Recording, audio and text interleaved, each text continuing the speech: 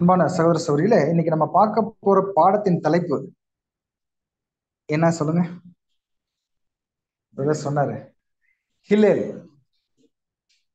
ஹில்லேல் இது அவங்க எவ்ரே பாஷையில அப்படி சொல்றாங்க. ஹில்லேல் அல்லது ஹல்லேல் அப்படின்னு கூட சொல்லுவாங்க. அந்த அக்சென்ட் கொஞ்சம் எப்படி மாறும். ஹ இல்லாட்ட ஹி. ஸோ இதுதான் நம்முடைய இன்னைக்கு பாடத்தினுடைய தலைப்பு. இதுக்கு ஆதார வசனமாக நாம் பார்க்கிறது என்னன்னா, மத்தேயு 26ஆம் அதிகாரம் 30ஆம் வசனம். மத்தேயு 26:30. உங்களுக்கு எல்லாமே ஸ்கிரீன்லயே வந்துடும், அப்படி படிக்கலாம். அவர்கள் ஸ்தோத்திர பாட்டை பாடின பின்பு ஒலிவ மலைக்கு புறப்பட்டு போனாங்க. என்ன சம்பவம் இங்க நடந்துச்சு? லாஸ்ட் சப்பர், கரெக்டுங்களா? இந்த லாஸ்ட் சப்பர்ல, அதாவது ராபோஜனம் நமக்கு இன்ட்ரோடியூஸ் பண்ணிட்டு அவர் எங்க போறாருப்பா? சரிங்களா? ஒலிவ மலைன்னா என்ன? எங்க போறாரு? கெத்செமனேக்கு போறாரு. சரிங்களா? அப்ப எதுக்காக போறாரு? ப்ரே பண்ணிட்டு அப்படியே அவருடைய பயணம் அங்கேயே என்னாச்சு? அவர் ரத்தம் சிந்த ஆரம்பிச்சிட்டார். கரெக்டுங்களா? அவருடைய ரத்தம் சிந்துதல் எப்பல இருந்து ஸ்டார்ட் ஆயிடும்? நீசான் மாசம் 14ஆம் தேதி அங்க ஸ்டார்ட் ஆயிடும். கரெக்டா?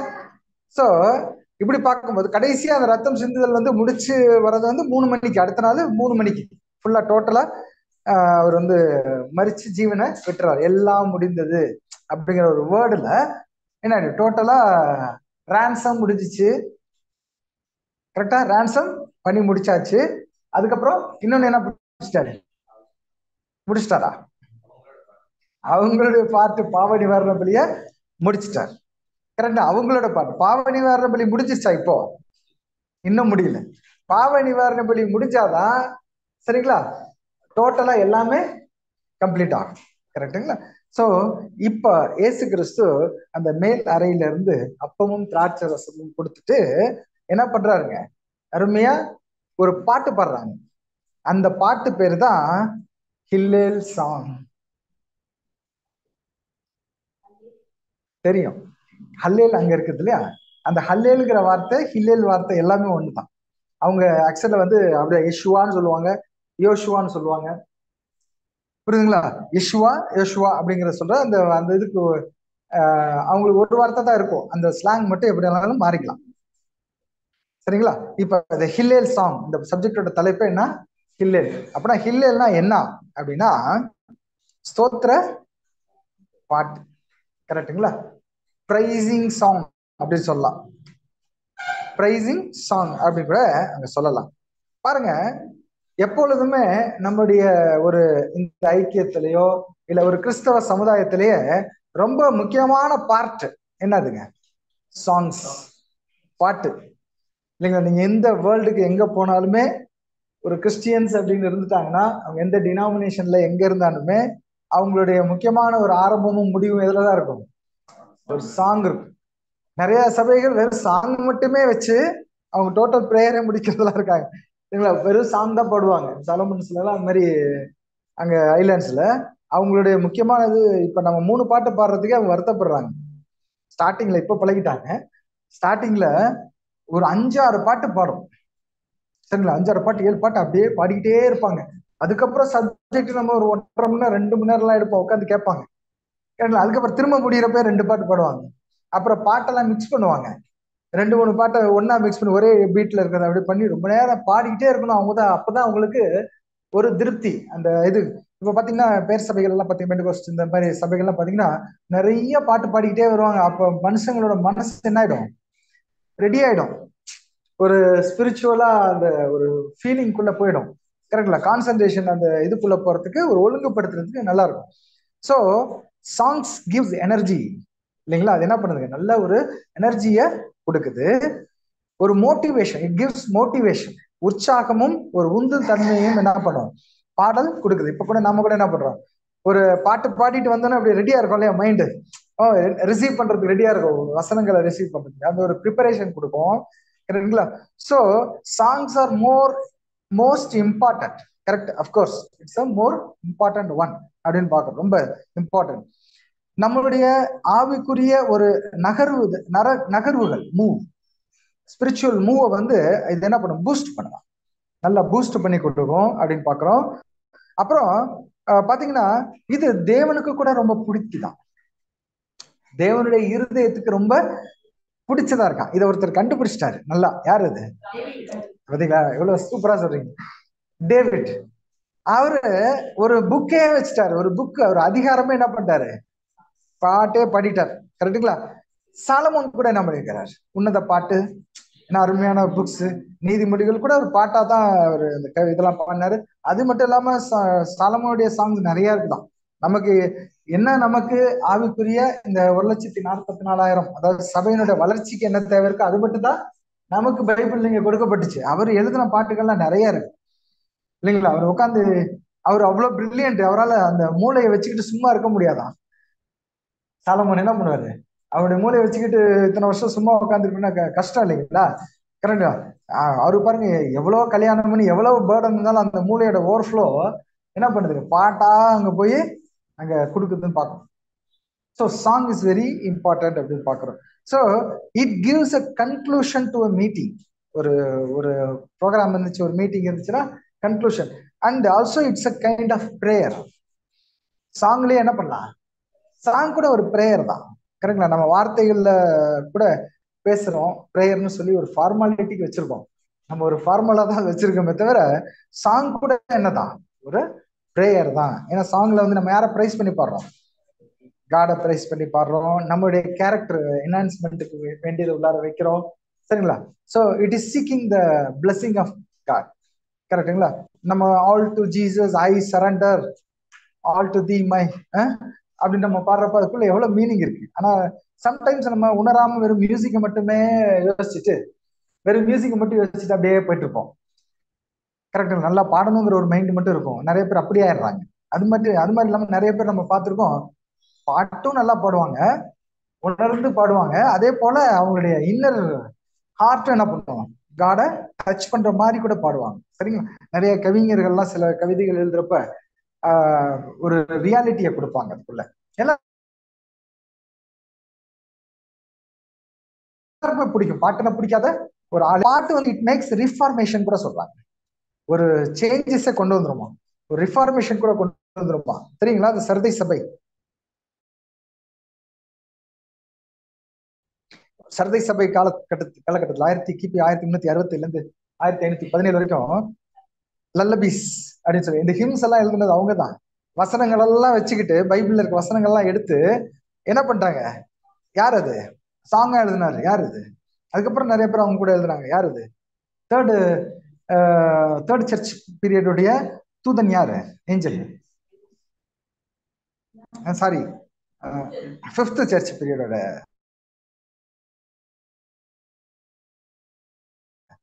ஜான் விக்லிஃப் ஒரு புரட்சி பண்ணிச்சு அப்படின்னு சொன்னா, 40 வருஷம் அவர் இறந்ததுக்கு அப்புறம் கல்லறையிலேருந்து இவரால் பெரிய தொந்தரவா இருக்கு, இவருடைய நம்ம ஹிம்ஸை ப்ரிஃபர் பண்றோம் இல்லைங்களா? நம்ம பாட்டுகள்லாம் பாடுறப்ப ஹிம்ஸ் கொஞ்சம் அந்த மாதிரி சாங்ஸா ஏன் போடணும் அப்படின்னா, அதுக்குள்ள எல்லாம் மேக்ஸிமம் என்ன இருக்குதுங்க, வசனமா இருக்குது. அந்த பாட்டு வந்து நமக்கு யூஸ்வலாவே நமக்கு ஆறுதல் தரது என்ன, வசனங்கள் தானே, கர்த்தருடைய வார்த்தைகள் தானே. அதே பாட்டா நமக்கு பிடிச்ச மாதிரி பாட்டா கொடுத்துட்டா எப்படி இருக்கும் இல்லையா? எப்படி இருக்கும் ஜனங்களுக்கு? அப்படியே வெறி ஆயிட்டாங்க அந்த ரோமன் கேத்தலிக்லாம். வெறி ஆகி அந்த பெரிய பெரிய பிஷப் ஸ்போர்ட்ஸ் எல்லாம் போய் அவர் இதை புளிய தோண்டி, இவரோட இம்சை பெரிய இம்சையா இருக்குன்னு சொல்லி தூக்கிட்டு வந்து, ஏன்னா அவங்க பிலீஃப் வந்து சோல் இன்னும் உயிரோட இருக்குது அப்படின்னு, கரெக்டுங்களா, போட்டு எரிச்சாங்களாம். ஸோ அந்த அளவுக்கு இது ஒரு ரீஃபார்மேஷன் கொடுக்குற ஒன்னா இருந்துச்சு அப்படின்னு சொல்லி நம்ம பார்க்கணும். ஸோ இங்க இந்த பாடல்கள் வழியாக ஒரு சபையே ஒரு சபை காலகட்டமே தேவன் கொடுத்திருக்காருன்னா அது பெரிய விஷயம் தானே. ஒரு சபை காலகட்டம், 5ஆம் சபை காலகட்டம் ஒரு பாடல்களை வச்சே ஓடி இருக்குன்னா ரொம்ப பெரிய விஷயம் அப்படின்னு நம்ம பார்க்கலாம். ஸோ இந்த ஹல்லேல் அப்படின்னு சொன்னது நம்ம என்ன அப்படின்னா, இந்த ஹல்லேல் அப்படிங்கிறது ஸ்தோத்திர பாட்டு அப்படின்னு சொல்லி நம்ம பார்க்கிறோம். லாஸ்ட் ஹல்லேல் அப்படிங்கிறது தான் என்ன, லாஸ்ட் ஹல்லேல் கடைசியா அப்பர் ரூம்ல இயேசு கிறிஸ்து பாடினார். என்ன சங்கீதம் பண்ணாரு? ஹல்லேல், அது ஒரு ஹல்லேல் பிரேயர் அப்படிம்பாங்க. லார்ட் சப்பர்ல அவங்க பாடியிருக்காரு. இது எங்கெல்லாம் பாடியிருக்காங்க ஹல்லேல் சாங்? நீங்க அது கேள்விப்பட்டிருக்கீங்களா? ஹில்லேல் ஆர் ஹல்லேல் வாட் எவர், எங்கெல்லாம் பாடியிருக்காங்கன்னா ஆசரிப்பு கூடார கூடார பண்டிகை, ஆசரிப்பு கூடார பண்டிகையில பாடுவாங்க. அந்த கூடார பண்டிகை அந்த டேட்ல ஃபீஸ்ட் ஆஃப் டேபர்நாக்கிள்ஸ் சொல்லுவாங்க இல்லையா? அப்போ அந்த ஒரு ஃபீஸ்ட் ஆஃப் டேபர்நாக்கிள்ஸ் பண்றப்போ சாலமோன் தேவாலயத்துல என்ன பண்ணுவாங்க? இந்த பாட்டை பாடுவாங்க. அதே போல இயேசு கிறிஸ்து அந்த பாஸ் ஓவர் டைம்ல அவங்க பாடியிருக்காங்க. இயேசு கிறிஸ்து அதே தான் செஞ்சிருக்காரு. பாஸ் அவுட் டைம்லயும் இதே பாட்டு பாடுறதுனால இயேசு கிறிஸ்து அதையே செஞ்சிருக்காரு. So singing with Jesus at last supper இதான் நீங்க நம்ம பாடம் பார்க்க போறோம். நாமளும் என்ன பண்ண போறோம்? இயேசு கிறிஸ்துவோட சேர்ந்து அவர் பாடின பாட்டை இன்னைக்கு பாடமா பார்க்க போறோம். சரிங்களா? பாருங்க, மத்தேயு 26ல 26, 26 30 வரைக்கும் கூட வாசிக்கலாம். மத்தேயு 26ஆம் அதிகாரம் வசனம் 26 முதல். அவர்கள் போஜனம் பண்ணுகையில் இயேசு அப்பத்தை எடுத்து ஆசீர்வதித்து அதை பிட்டு சீஷர்களுக்கு கொடுத்து, நீங்கள் வாங்கி புசியுங்கள், இது என்னுடைய சரீரமா இருக்கிறது என்றார். பின்பு பாத்திரத்தையும் எடுத்து ஸ்தோத்திரம் பண்ணி அவர்களுக்கு கொடுத்து, நீங்கள் எல்லோரும் இதிலே பானம் பண்ணுங்கள்.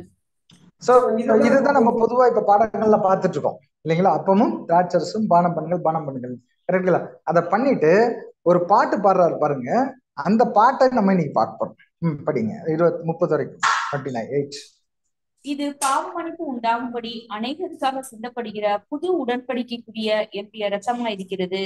இது முதல் இந்த திராட்சை பழ ரசத்தை நவமானதாய் உங்களோட கூட என் பிதாவின் ராஜ்யத்தில் நான் பானம் பண்ணும் நாள் வரைக்கும் இதை பானம் பண்ணுவதில்லை என்று உங்களுக்கு சொல்லுகிறேன். தெரியும், இது ஒரு தனிப்பாடம். நவமானதாய் new I drink it new with you அப்படிங்கிற ஒரு தனிப்பாடம்.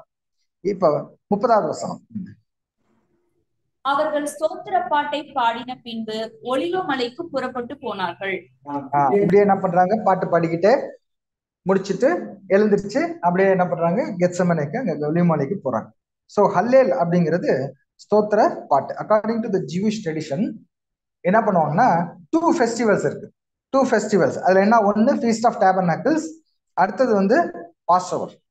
இந்த இம்பார்ட்டன்ட் இந்த பாட்டு பாடுறது. இதுல அவங்க என்ன பாட்டு பாடுவாங்க அப்படின்னா சாம்ஸ் 113ல இருந்து சாம்ஸ் 118 வரைக்கும் தாவீது எழுதுறாரு. இப்ப நம்ம பாடுறது வந்து நம்ம ஏதோ ஒரு பாட்டு பண்ணி பாடிருக்கோம். இன்னைக்கு கூட இந்த பாட்டு முடிவு பாட்டாதான் வச்சிருக்கோம். நம்ம என்ன பண்றோம்? இதை கொஞ்சம் வார்த்தைகள்லாம் மாத்திக்கலாம். ஆனா தாவீது எழுதுனது எப்படி இருந்துச்சு? டியூன் போட்டே இருந்துச்சு, மியூசிக் போட்டே வச்சிருந்தாரு தாவீது இல்லைங்களா? அவரு அதே மாதிரி எழுதுன மாதிரி அவங்க என்ன பண்ணுவாங்க? அந்த பாட்டை பாடிடுவாங்க அப்படின்னு பாக்குறோம். சோ சாம்ஸ் நல்லா ஞாபகம் வச்சுக்கோங்க. ஹல்லேல் சாங் அப்படிங்கிறது சாம்ஸ் சங்கீதம் 113ல இருந்து 118 வரைக்கும் உள்ள பாடல்கள் அப்படின்னு சொல்லி பாக்குறோம். சோ இது யாரு பாடுவாங்க அப்படின்னா அந்த பிரீஸ்ட் எல்லாம் பாடுவாங்க. 113 to 118. சரிங்களா? சரி, இப்ப ஹல்லேல்னா என்ன பார்த்தோம்? ஸ்தோத்திரம், கரெக்டுங்களா? ஸ்தோத்திர பாட்டு. இப்ப ஹல் ஏல் அப்படின்னு என்ன? ஹல்லுனா ஸ்தோத்திரம், கரெக்டுங்களா? ஏல்னா யாரு? யாருக்கு? தேவனுக்கு ஸ்தோத்திர பாடல், கரெக்டுங்களா? ஏல் யூ யா அப்படின்னா என்ன? ஹல் ஏலு யா அப்படின்னா என்ன? ஹல்லேலூயான்னா என்ன? யாவனா என்ன? யா யாவே, ஜெகோவா காட். யாவேனா ஜெகோவா காட குறிக்குது. அப்ப ஹல் ஏலு யா அப்படின்னா பிதாவாகிய தேவனுக்கு ஸ்தோத்திரம், கரெக்ட்ல? பிதாவாகிய யெகோவா தேவனுக்கு. நம்ம பிதா அங்க வரல, அவங்க வந்து பிதான்னு சொல்ல மாட்டாங்கல்ல. ஃபர்ஸ்ட் அவங்க என்ன பண்ணுவாங்க? தேவன் தான் சொல்லுவாங்க. ஏலு ஏலி அப்படிதான் சொல்லுவாங்க. அப்ப தேவனாகி யெகோவாவுக்கு ஸ்தோத்திரம், கரெக்ட்ல? பிரைஸ் த ஜெகோவா அப்படிங்கிறது அதனுடைய உண்மையான ஹல்லேலூயாவோட அர்த்தம். ஆனா நம்ம என்ன பண்ணிடுறோம்? பிரைஸ் த லார்ட் அப்படின்னு நம்ம சொல்றோம். உங்களை பார்த்ததுக்கு நன்றி, பிரைஸ் த லார்ட், ஸ்தோத்திரம். நம்ம ஸ்தோத்திரம் சொல்லிக்கிறோம் இல்லைங்களா? ஸ்தோத்திரம் ஸ்தோத்திரம். எதுக்கு சொல்லிக்கிறோம் அப்படின்னா உங்களை பார்த்ததுக்கு தேவனுக்கு நன்றி அப்படிங்கிறது இங்க சொல்லிக்கிறோம், கரெக்டுங்களா? அதுக்குதான் ஸ்தோத்திரமும் அல்லேலூயா பிரைஸ் லார்டும் எல்லாம் ஒண்ணுதான். ஓகே, சரி. சோ இங்க பார்க்கும்போது இந்த ஃபீஸ்ட் ஆஃப் டேபர்நாக்கிள் இது ஒரு சந்தோஷமான ஒரு பாடலாக இருக்குது. அது சந்தோஷமான ஒரு பண்டிகை. அதுல பாடுவாங்க, following the pouring of Shiloah water the Hallels was sung. This consists of அப்படின்னு பாக்குறோம். Psalms 113-18 அங்க வந்து பாடுவாங்க. ஸோ இங்க பார்க்கும்போது அந்த பிரீஸ்ட் என்ன பண்ணுவாரு, தண்ணியை கொண்டு போய் அந்த சீலோம் குளத்துல இருந்து எடுத்து கொண்டு போய் மேல பலிபீடத்துல அங்க ஊத்துவார் இல்லைங்களா. ஊத்துறப்ப இந்த பாடல் தான் எல்லாரும் அங்க பாடிக்கிட்டே போவாங்க. எல்லாரும் அதுக்கு என்ன பண்ணுவாங்க, கூட சேர்ந்து பாடுவாங்க. இந்த பாடல் முடிஞ்சோன்னு என்ன நடக்கும் அப்படின்னா ஒரு சைலன்ஸ் இருக்கும் அங்க.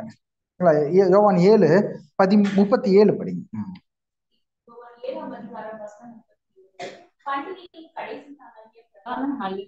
இயேசு நின்று சத்தமிட்டு, ஒருவன் தாகமா இருந்தால் என்னிடத்துல வந்து பானம் பண்ண கடவன். பாத்தீங்களா, ஒருவன் தாகமா இருந்தால் என்னிடத்தில் வந்து பானம் பண்ண கடவன். இந்த பாட்டு பாடிட்டு எல்லாம் முடிச்சு அந்த தண்ணிய மேல ஊத்துன உடனே எல்லாருக்கும் எப்படி இருக்குமோ அந்த வெயிலுக்கு வந்துடும். ஒரு காலையில early மார்னிங் போயிட்டு அதை எடுத்து கொண்டு போய் ஊத்தி எல்லாம் பண்றதுக்கு அங்க வெயில்லாம் வந்துடும் இல்லையா.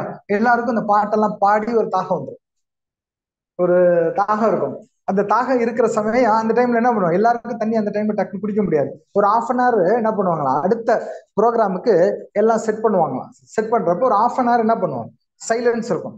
அப்ப எல்லாரும் பின் டிராப் சைலண்ட் இருக்கிறப்ப இயேசு கிறிஸ்து என்ன பண்றாரா, இந்த கேப் சைலண்ட் எதுக்காக கொடுத்துருக்குது, நான் உங்கள்கிட்ட ஒண்ணு இப்ப மெசேஜ் சொல்ல போறேன், அதை எல்லாரும் கேட்கணுங்கிறதுக்காக தான் இந்த சைலன்ஸ். இது வந்து பரம்பரையா வச்சிருக்கிறாங்க ஆதியில இருந்தே.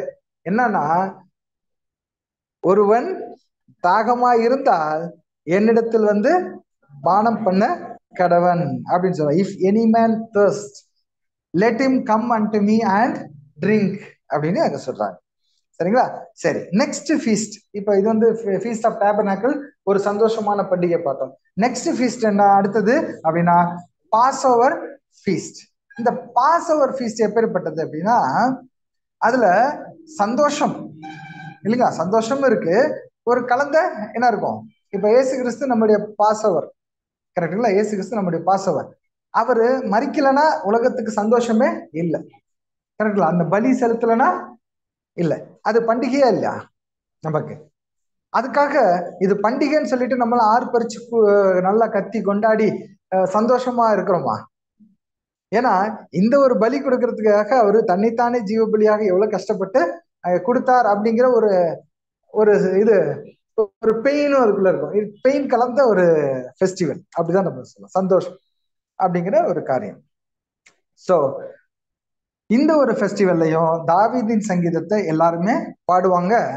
தாவீது கூட இந்த சங்கீதத்தை அவர் பாடும்போது என்ன பண்றாருன்னு பாத்தீங்கன்னா, இயேசு கிறிஸ்துவுக்கு நிழலாக அங்க பாவித்து அந்த காரியங்கள் எல்லாம் என்ன பண்ணிட்டாரு, அந்த சாங் எல்லாம் எழுதிட்டாரு. ஏன்னா எல்லா அர்த்தமும் யாரு தான், பைபிளோட ஒட்டுமொத்த அர்த்தமும் இயேசு கிறிஸ்து தான். அப்ப அந்த பாடல்ல கூட யார் தான் இருக்கணும், இயேசு கிறிஸ்து, அவருடைய காரியங்கள்லாம் இருக்கணும், இயேசு கிறிஸ்துக்கு என்னென்னலாம் நடந்துச்சோ அதெல்லாம் இருக்கணும், அவர் என்ன எதிர்பார்க்கிறார் எல்லாமே இருக்கணும்.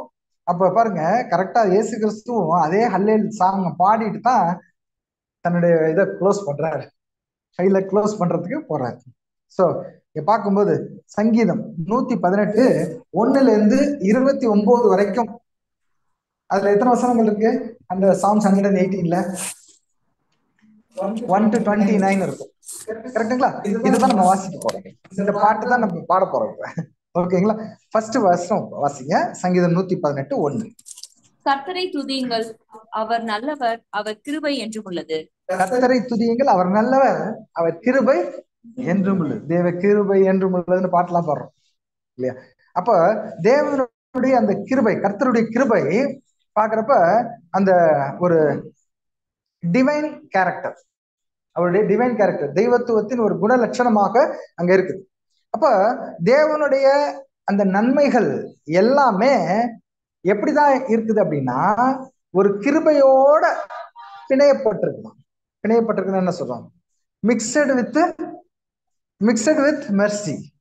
மெர்சி வந்து ஒரு லவ்வுடைய ஒரு கேரக்டர் இல்லைங்களா, லவ்னுடைய ஒரு வெளிப்பாடு மெர்சி. அப்ப எப்போதுமே இந்த ஒரு கிருபையோட தேவனுடைய எல்லா நன்மைகள் எந்த காரியமா இருந்தாலும் மிக்ஸ் ஆகிருக்குது அப்படின்னு சொல்லி நம்ம பார்க்கிறோம். Even the wrath of God அப்படின்னா தேவனுடைய கோபம், அதுல கூட என்ன இருக்குதான், கிருபை அங்க இருக்குது. the wrath of God is always just and tempered with mercy அப்படின்னு பாக்குற ரீபிரின்ஸ்ல சகோதரர் அழகா எழுதுற 2613 அதை சொல்றாரு. அப்ப தேவன் சினம் கொண்டாலும் கோபம் கொண்டாலும் அவருடைய அன்பு என்ன பண்ணுமா? கிரியை செய்து கொண்டே இருக்குமா. எப்படி? ஏதாவது உதாரணம்? ஒட்டுமொத்தமே அதுதான். மனுக்குலத்தை படைச்சதுல இருந்து எல்லாமே அதான். 6000 வருஷமா தேவன் என்ன பண்றாரு? ஒரு பர்மிஷன் ஆஃப் ஈவில் கொடுத்தாரா இந்த பூமியில? கரெக்டுங்களா? ஏன் உடனே அப்பவே எல்லாத்தையும் அழிச்சிட்டு புதுசா பண்ணிருக்கலாமே? பண்ண முடியாத என்ன? ஆனா என்ன பண்றாரு? ஒட்டுமொத்தமா 6000 வருஷம் பர்மிஷன் ஆஃப் ஈவில் கொடுத்திருந்தாலும் இந்த ஜனங்க 6000 வருஷம் கழிச்சு என்ன போறாங்க? எல்லாருக்கும் சந்தோஷம் உண்டாக்குற ஒரு காரியம் இந்த உலகத்துல வரப்போகுது. ஆனா கூட பாருங்க, அவருடைய கிருபை எப்படி இருந்துச்சா? எப்படி இருந்துச்சா? இவங்க உயிர்த்தெழுந்து வரப்போறது என்னமோ 6000 வருஷத்துக்கு அப்புறம். ஆனா அதுக்கு நடுவுலயே என்ன பண்ணிட்டாருன்னா, தன்னுடைய இதமான வார்த்தைகளை, தன்னுடைய இதமான சந்தோஷமான மனிதருக்கு நிம்மதி தரக்கூடிய வார்த்தைகளை கொடுக்கறதுக்காக நம்முடைய ஆண்டவர் கூட என்ன பண்ணிட்டாரு? பூமியில வர வச்சு பேச வச்சுட்டார். இயேசு கிறிஸ்து வந்து என்ன பண்ணிட்டு போயிருக்கலாம்? வெறுமனே எதுவுமே பேசாம ஈடுபலி மட்டும் கொடுத்துட்டு போயிட்டாலே ரான்சம் ஆச்சு இல்லைங்களா? ரான்சம் ஆயிடுச்சு. பட் அந்த பாவ நிவாரண பலின்னு ஒண்ணு இருக்கு இல்லைங்களா? அதை பண்ணலன்னா யாரு கிடைச்சிருக்க மாட்டாங்க? நம்மளாம் நீங்க கிடைச்சிருக்க மாட்டோம். சபைங்கிற ஒரு காரியமே கிடைக்காம போயிருக்கோம். அப்ப பாருங்க, காட் என்ன பண்றாரு? அவருடைய எட்டர்னல் லவ், அவருடைய ஜஸ்டிஸ் எல்லாம் அவர் வாயின் வார்த்தைகள்ல பேச வச்சு. இயேசு கிறிஸ்துக்கு என்னதான் பேரு? ஒரு பேரு வார்த்தை. இயேசு கிறிஸ்துக்கு ஒரு பேர் என்னதான்? வார்த்தை. அந்த வார்த்தை வந்து என்ன பண்ணுச்சு? இன்னைக்கு நம்ம கம்ஃபர்ட் பண்ணுதா? அவருடைய வார்த்தையில நம்ம கூட யார் ஜீவிக்கிறாங்கன்னு ஃபீல் பண்றோம்? கூட யார் இருக்கா நம்மளோட? நான் உலகத்தின் முடிவு புரியும் உங்களோட கூட இருப்பேன்னா எது மூலியமா இருக்கிறாரு? அவருடைய வார்த்தையின் மூலமா நம்ம கூட இருக்கிறாரு இல்லைங்களா? அவருடைய ஆவி என்ன பண்ணுது? நம்ம கூட கிரியை செய்து. எப்படி கிரியை செய்து? வார்த்தையின் மூலமா தான் கிரியை செய்து. அப்போ to comfort all by his words அப்படின்னு சொல்லி பார்க்கிறோம். அதாவது இந்த பாவம் நிறைந்த உலகத்துல மத்தியிலேயே நமக்கு 2000 வருஷத்துக்கு முன்னாடியே இயேசு கிறிஸ்துவ பிறக்க வச்சு, அதெல்லாம் திட்டத்துல வச்சுட்டாரு. தேவனுடைய கோபம் இருக்கு 6000 வருஷம், தீமையின் அனுமதியை கொடுத்துட்டாரு. போங்கப்பா, உங்களுக்கு 6000 வருஷம் தீமையின் அனுமதி அப்படின்னு சொல்லி கொடுத்ததால மனசு கேட்காம நடுவுலயே இயேசு கிறிஸ்துவ அனுப்பிச்சு, நீங்க இவருடைய வார்த்தையை கேட்கிறப்ப எல்லாருக்கும் சந்தோஷம் உண்டாக்குற நற்செய்தி அவருடைய பிறப்புல இருக்கு இல்லையா? அப்போ ஒரு குட் வேர்ட்ஸ், காஸ்பல். அப்ப தேவனுடைய சாயல்ல படைக்கப்பட்ட மனுஷங்களுக்கு கரெக்டா மேக்னெட் மாதிரி செட் ஆகுமா ஆகாதா அவருடைய காஸ்பல்? கரெக்டுங்களா? அதுக்கு தானே இது. அப்ப அதனாலதான் நமக்குலாம் பிடிக்குது. இப்ப அது கேட்காதபடிக்குதான் உலகத்துல என்ன பண்றாங்க? காதும் கண்ணும் சாத்தான் வந்து என்ன பண்ணிருக்கான்? அடைச்சு வச்சிருக்கான். அப்போ அந்த மனுஷனுக்கு இதமான வார்த்தைகள் என்ன பண்றாரு? கொடுக்கறது தேவனுடைய கிருபை அப்படின்னு சொல்லி பார்க்கணும். சரிங்களா? அப்ப தேவனுடைய கிருபை இந்த ஃபர்ஸ்ட் பார்ட், சங்கீதம் 118ல ஃபர்ஸ்ட் பார்ட் எதுல இருந்து ஆரம்பிக்குது? ஒரு 10 பார்ட்டா பார்க்க போறோம். இந்த பாடத்தை ஒரு 10 பார்ட்டா நம்ம ஸ்பிளிட் பண்ணி பார்க்க போறோம். ஃபர்ஸ்ட் பார்ட்னா கிருபை அப்படின்னு பார்க்கணும். இந்த கிருபை தான் இஸ்ரேல் ஜனங்க மேல கோவப்பட்டாலுமே அவங்கள மீட்டு எடுத்துச்சு இல்லைங்களா? ஆதாமின் மீறுதல்னால வந்த பாவத்திலிருந்து மீள்வதற்கு ஒரு இஸ்ரேலர்களுக்கு இயேசு கிறிஸ்து வரத்துக்கு முன்னாடி ஒரு வாய்ப்பு என்னது? நியாயப்பிரமாணம். நியாயப்பிரமாணத்தை கடைபிடிச்சிட்டாங்கன்னா அவங்க ஜீவன் பெற்றுக்கலாம் இல்லையா? எப்படி கிருபை பாருங்க. தேவன் அப்பப்ப கிருபை கொடுத்துக்கிட்டே வர்றாரு. அதான் அவருடைய கோபத்துல கூட என்ன இருக்குது? கிருபை இருந்துகிட்டே இருக்குது, மெர்சி இருந்துகிட்டே இருக்குது அப்படின்னு சொல்லி பார்க்கிறோம். அப்போ அந்த மாதிரி கிடைச்சது. ஆனா அவங்க என்ன பண்ணிட்டாங்க? அதுக்கு கீழ்ப்படிய முடியல. அதனால அவங்கள காப்பாத்துறதுக்காக நியாயப்பிரமாணம்ங்கிறது என்ன? நீதி இல்லையா? நீதி. அப்ப நீதி கதறி அழுகும் போது அதை சாட்டிஸ்ஃபை பண்ணணும். அதை சாட்டிஸ்ஃபை பண்ணனா என்ன பண்ணும்? நீதி என்ன பண்ணிடும்? தேவனுடைய நீதி என்ன பண்ணிடும்? சாவடிச்சிரும் எல்லாத்தையும். நீதிக்கு தண்டனை கொடுத்துரும். கரெக்டுங்களா? அப்போ அந்த நீதி கதறி அழுகும் போது அதை திருப்தி பண்றதுக்கு இவங்களால முடியல, இஸ்ரேல் ஜனங்களால முடியலன்னு சொல்லிட்டு அதே வம்சத்திலிருந்து நம்முடைய ஆண்டவராக இயேசு கிறிஸ்து பிறக்க வச்சு, ஒரு பரிபூர்ண மனுஷனாக பிறக்க வச்சு, அந்த நீதியை முழுவதுமாக கீழ்ப்படிய செஞ்சு, நியாயப்பிரமாணத்துக்கு முழுவதுமாக கீழ்ப்படிஞ்சாரா இல்லையா? நியாயப்பிரமாணத்துக்கு முழுவதுமாக கீழ்ப்படிய செஞ்சு அந்த நீதியை திருப்தி பண்ணாராம். Yes, what a beautiful plan இல்லைங்களா? நீதியை சாட்டிஸ்ஃபை பண்ணிட்டார். ஆனா இந்த ஜனங்க சொன்னாங்க, இவன் சட்டத்துக்கு கீழ்ப்படிஞ்சிருக்கலாம். கரெக்டா? இயேசு கிறிஸ்து பார்த்து என்ன சொன்னாங்க? அவரு முழுசா கீழ்ப்படிஞ்சாரு. But he should have just obeyed the law. இல்லாட்டி இந்த மரத்துல தொங்க வச்சிருக்க மாட்டாங்க. நீ என்ன பண்ணிருந்திருப்ப? நல்லா வாழ்ந்திருப்ப. இயேசு கிறிஸ்து பார்த்து சொல்றாங்க, நீங்க நல்லா வாழ்ந்திருப்பீங்க, நீங்க இப்படி சட்டத்துக்கு கீழ்ப்படியாம போயிட்டீங்களே அப்படின்னு சொல்லி அங்க சொல்லிட்டாங்க. கரெக்டுங்களா? அதான் பாக்குறோம் கலாத்தியர் 4:5. காலம் நிறைவேறின போது ஸ்ரீனிடத்தில் பிறந்தவரும் நியாயப்பிரமாணத்துக்கு கீழானவரும் ஆகிய நம்முடைய குமாரனை தேவன் அனுப்பினார். பாத்தீங்களா? சோ இப்போ நியாயப்பிரமாணத்துக்கு கீழானவர்ங்கிறது ஒபே பண்ணாரு அப்படிங்கறது நம்ம சாட்சி பார்த்துட்டோம். ஆனா அவங்க அவரை தப்பா பண்ணிட்டாங்க. அதனால என்னாச்சுன்னா, இதோ உங்கள் வீடு உங்களுக்கு பாழாக்கி விடப்படும்ங்கிற ஒரு சாபம் திரும்ப அவங்க மேல வந்துருச்சு. வந்த உடனே ஆனா அது என்னதான்? அதுவே பர்மனன்ட் டெசோலேஷனா? No, it was temporary. அதுலயும் கிருபை இருந்துச்சு. சரிங்களா? அப்ப தேவனுடைய கிருபை என்ன பண்ணிச்சு பாத்தீங்களா? அவங்கள மீட்டெடுத்து நாளைக்கு ஃபியூச்சர்ல என்ன பண்ண போகுது? மீட்டெடுத்து பூமியில ஒரு மிகப்பெரிய உயர்ந்த ஸ்தானத்துல என்ன பண்ண போகுது? வைக்க போகுது. அப்ப முற்பிதாக்கள் யாருடையவங்க? முற்பிதாக்கள் அவங்களுடையவங்க தான். கரெக்டுங்களா? இயேசு கிறிஸ்து அவங்களுக்காகவும் சேர்த்து பலியானார். இஸ்ரேல் ஜனங்களுக்காக சேர்ந்து பலியானார். நியாயப்பிரமாணத்தின் தண்டனையில் இருந்து அவங்களை விடுதலையாக்கினார். கிருபை இதுதான் பாக்குறோம். நீங்க பாருங்க, எகிப்தில இருந்து வாண்டரிங் பாக்குறோம். அந்த இதுல ரொம்ப அந்த காட்டுக்குள்ள, அந்த வனாந்தரத்துக்குள்ள அவங்க அங்க சுத்தி வந்தாங்க. தற்காலிக கூடாரத்துல வாழ்ந்தாங்க. தொழுது கொள்வதற்கு ஒரு நிரந்தரம் இடம் இல்லை அப்படின்னு புலம்புனாங்க. நாங்க எங்க போய் பர்மனண்டா இருப்போம், எங்களுக்கு என்ன தேசம், எங்க போறது அப்படின்னு கேட்டாங்க. தேவன் பாருங்க, தொழுது கொள்வதற்கு தானே ஃபர்ஸ்ட் கேட்டாங்க ஆரம்பத்துல.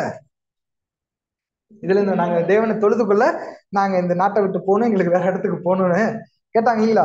ஆனா வனாந்தரத்துல 40 வருஷம் போயிட்டு இருக்காங்க. எங்களுக்கு சொல்றதுக்குள்ள இடம் இல்லைன்னு, சரி டெம்பரரியா இப்போதைக்கு தற்காலிகமா உங்களுக்கு என்ன பண்றேன், ஒரு டேபர்நாக்கிள் தரேன், கூடாரம் இருக்கு, அப்படியே பண்ணிக்கிட்டே இருங்க அப்படின்னு சொல்லிட்டு என்ன பண்றாரு? நிரந்தரமாக வணங்குறதுக்கு இந்த டேபர்நாக்கிளை தாண்டி, தற்காலிக ஆசாரிப்பு கூடத்துல இருந்து தாண்டி நிரந்தரமாக தேவன் அவங்க மத்தியில வாசம் செய்யறதுக்கும், அவங்க அந்த சடங்காச்சாரங்கள் இல்லைங்களா இதெல்லாம் செய்யறதுக்கும் என்ன பண்ணிட்டாரு? சாலமோன் தேவாலயம். அந்த ஊருக்கு போனாங்க. ஊருக்கு போய் சாலமோன் தேவாலயம் அங்க கட்டி அதுல செய்யற ஆராதனைகள், கரெக்டுங்களா? அது ஆராதனை செய்யறதுக்கு ஆசாரிய குடும்பம் வேற ஒண்ணு செலக்ட் பண்ணி கொடுத்தார். லேவி வகுப்பார். அதுல ஆசாரிய குடும்பம், ஆரோனும் அவனுடைய பிள்ளைகள், அப்படியே குடும்பம் வச்சு. அப்ப பாருங்க எவ்வளவு அருமையான கிருபை தேவன்கிட்ட இருந்து இருந்துகிட்டே இருந்திருக்கு பாக்குறோம். சோ ஹவுஸ் ஆஃப் ஆரோன் அப்படின்னு சொல்லி பாக்குறப்ப டெம்பரரி பிளேஸ் ஃபார் ப்ரீஸ்ட்ஹுட் இருந்துச்சு, பர்மனன்ட் பிளேஸ் ஃபார் ப்ரீஸ்ட்ஹுட். ரெண்டுலயுமே அவங்க குடும்பம் அங்க நிரந்தரமான ஒரு வேலை, தேவனுடைய ஊழியத்தை செய்யறதுக்கு வச்சிருந்தாங்க. இது என்ன அடையாளப்படுத்துதுன்னு நமக்கு தெரியும். Represents the church glorification. Not only to the Israelites and Aaron, யாருக்கெல்லாம்? Also to the converted Israelites அப்படின்னு சொல்லி நம்ம பார்க்கணும். சரி, அப்ப இந்த கிருபை இஸ்ரேல் ஜனங்களோட நின்றுச்சா அப்படின்னா இல்ல, புறஜாதிகளுக்கு என்னாச்சு? வந்துருச்சு, நமக்கும் வந்துருச்சு. நம்மள இது புறஜாதிகள்ல செலக்டிவா பாக்குறப்ப கான்செக்ரேட்டட் அப்படிங்கிறப்ப அவங்களுக்கு கிருபை இருக்குது. அது மட்டும் இல்லாம ஒட்டுமொத்த உலகத்துக்கும் என்ன ஆயிடுச்சு? நாளைக்கு கிருபை போக போகுது அப்படின்னு சொல்லி பாக்குறோம். சோ கிருபை, அவருடைய கிருபை இஸ்ரேல ராஜ்யத்துல ஒரு மிகப்பெரிய பங்குல இருக்க வைக்குது. ஹவுஸ் ஆஃப் ஆரோன் அப்படிங்கிற சர்ச் கிளாஸ் அடையாளப்படுத்துது. முதலாம் உயிர்த்தெழுதலுக்கு பங்குள்ளவன் பாக்கியவானும் பரிசுத்தமானமா இருக்கிற அந்த ஒரு சர்ச் கிளாஸ்க்கு அடையாளப்படுத்துறதா இருந்துச்சு. மூணாவது பார்க்கும்போது அந்த ஒட்டுமொத்த உலக மக்களுக்குமே கிருபை இருக்கிறத நம்ம பாக்குறோம். சோ எல்லா ஜனங்களும், எல்லா ஜாதி பாஷைக்காரர் கோத்திரம் எல்லாருமே நித்திய ஜீவனை பெறுவாங்க அப்படின்னு சொல்லி நம்ம பார்க்கிறோம். அதுதான் இந்த கிருபை எப்படி வேலை செய்யுது அப்படிங்கிறது தான் சங்கீதம் 118 ஃபர்ஸ்ட் தேவனுடைய கிருபை என்றென்றும் உள்ளது அப்படின்னு சொல்லிட்டு 2வது வசனம் என்ன சொல்லி, அவர் கிருபை என்றும் உள்ளது என்று இஸ்ரவேல் சொல்வதாக. ஃபர்ஸ்ட் யாருக்கு? கிருபை இருந்துச்சு. இஸ்ரேல் சொல்வதாக. இரண்டாவது, அவர் கிருபை என்றும் உள்ளதென்று ஆரோனின் குடும்பத்தார் ஆரோனின் சொல்வார்கள். குடும்பத்தார், சர்ச் கிளாஸ். அவர் கிருபை என்றும் இல்லைங்களா? உள்ளதென்று அவங்களும் கர்த்தருக்கு சொல்வதாக. பயப்படுகிறவர்கள் சொல்வார்களாக. கர்த்தருக்கு பயப்படுகிற ஒட்டுமொத்த உலக ஜனங்களும் சொல்வார்களாக அப்படின்னு சொல்லி, இதுதான் ஃபர்ஸ்ட் பார்ட். ஃபர்ஸ்ட் கிருபையில் ஆரம்பிச்சு அப்படியே அந்த யார் யாருக்கு கிருபை கொடுக்க போறேங்கிறத அங்க பாருங்க. தாவீது தன்னுடைய லைஃப்ல அவருக்கு இன்ஸ்பயர் ஆகி வந்த பாட்டு, அந்த இன்ஸ்பயர் ஆகி வரப்ப தன்னுடைய எக்ஸ்பீரியன்ஸ் கூட என்ன பண்றாரு அங்க ஆட் பண்றாரு. ஏன்னா எப்போதுமே ஒரு பொயட் வந்து தன்னுடைய இதையும் அதுல இன்வால்வ் பண்ணுவாங்க இல்லையா? அப்போ எக்ஸ்பீரியன்ஸையும் ஆட் பண்ணி, அது நிழலாக இருந்துச்சு, இயேசு கிறிஸ்துக்கு அது பொருளாக இருந்துச்சு, நாளைக்கு எல்லா ஒட்டுமொத்த உலகத்துக்கும் அது பொருளாக அங்க முழுமையாக மாறுது அப்படின்னு பார்க்கணும். அப்போ தாவீது ஃபர்ஸ்ட் பார்ட் 2ஆம் வசனம் 3ஆம் வசனம் வரைக்கும் கிருபை பத்தி பாடிட்டாரு. 2வது வசனம் என்னன்னு பாத்தீங்கன்னா, 2வது பார்ட் என்னன்னா, கேஸ்ட் அவுட் ஃபியர், பயத்தை புறம்பே தள்ளுதல். படிக்கலாம். 5வது வசனம், 5, 6 வசனம். 5ஆம் வசனம். நெருக்கத்திலிருந்து கர்த்தரை நோக்கி கூப்பிட்டேன், கர்த்தர் என்னை கேட்டொருளி விசாலத்திலே வைத்தார். கர்த்தர் என் பட்சத்தில் இருக்கிறார், நான் பயப்படேன், மனுஷன் எனக்கு என்ன செய்வான்? பாருங்க, நான் தாவீது எப்படி இருந்தாரு?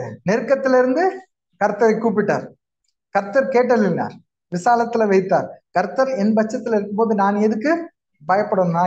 நான் பயப்படேன், மனுஷன் எனக்கு என்ன செஞ்சிட முடியும்? புரியுங்களா? அப்ப நெருக்கத்திலே அப்படிங்கிறது எதை அடையாளப்படுத்துதுன்னா, நேரோ வே, நெருக்கமான வழி. நமக்கு கூட நெருக்கமான வழியில இயேசு கிறிஸ்து எந்த வழியை எடுத்தாரு? நேரோவே எடுத்தாரு. நேரோவே வழியாலதான் போய் அவருக்கு என்ன கிடைச்சிச்சு? லிபர்ட்டி கிடைச்சது, ஃப்ரீடம் கிடைச்சது.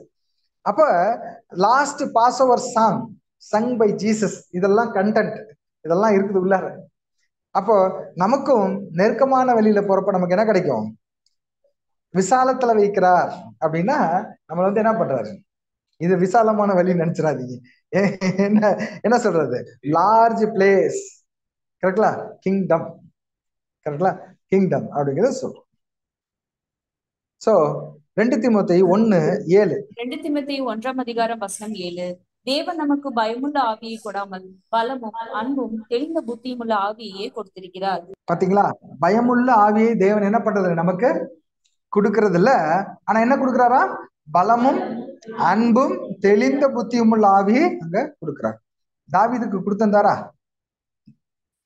தாவீது அதுதான், அவர் தானே பாடுறாரு. தாவீதுக்கு எப்படி இருந்தாரு?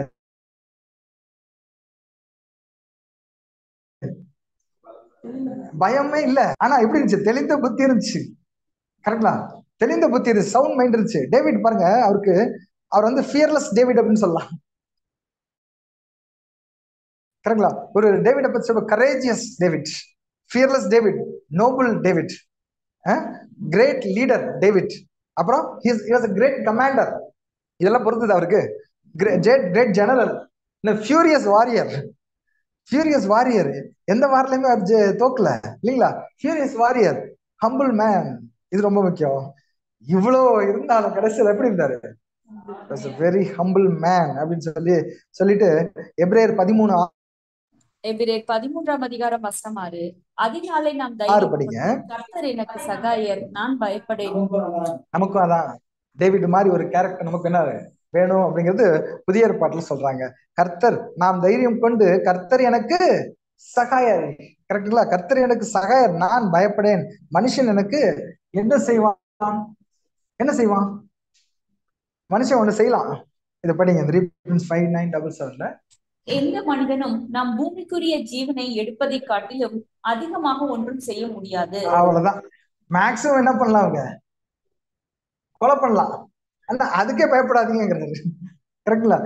மேக்சிமம் அதான் பண்ணலாம். மனுஷன் என்ன பண்ண முடியும்? பூமிக்குரிய ஜீவனை எடுப்பதை காட்டிலும் மேக்சிமம் ஒண்ணுமே பண்ண முடியாது. ஆனா எந்த மனிதனாலும்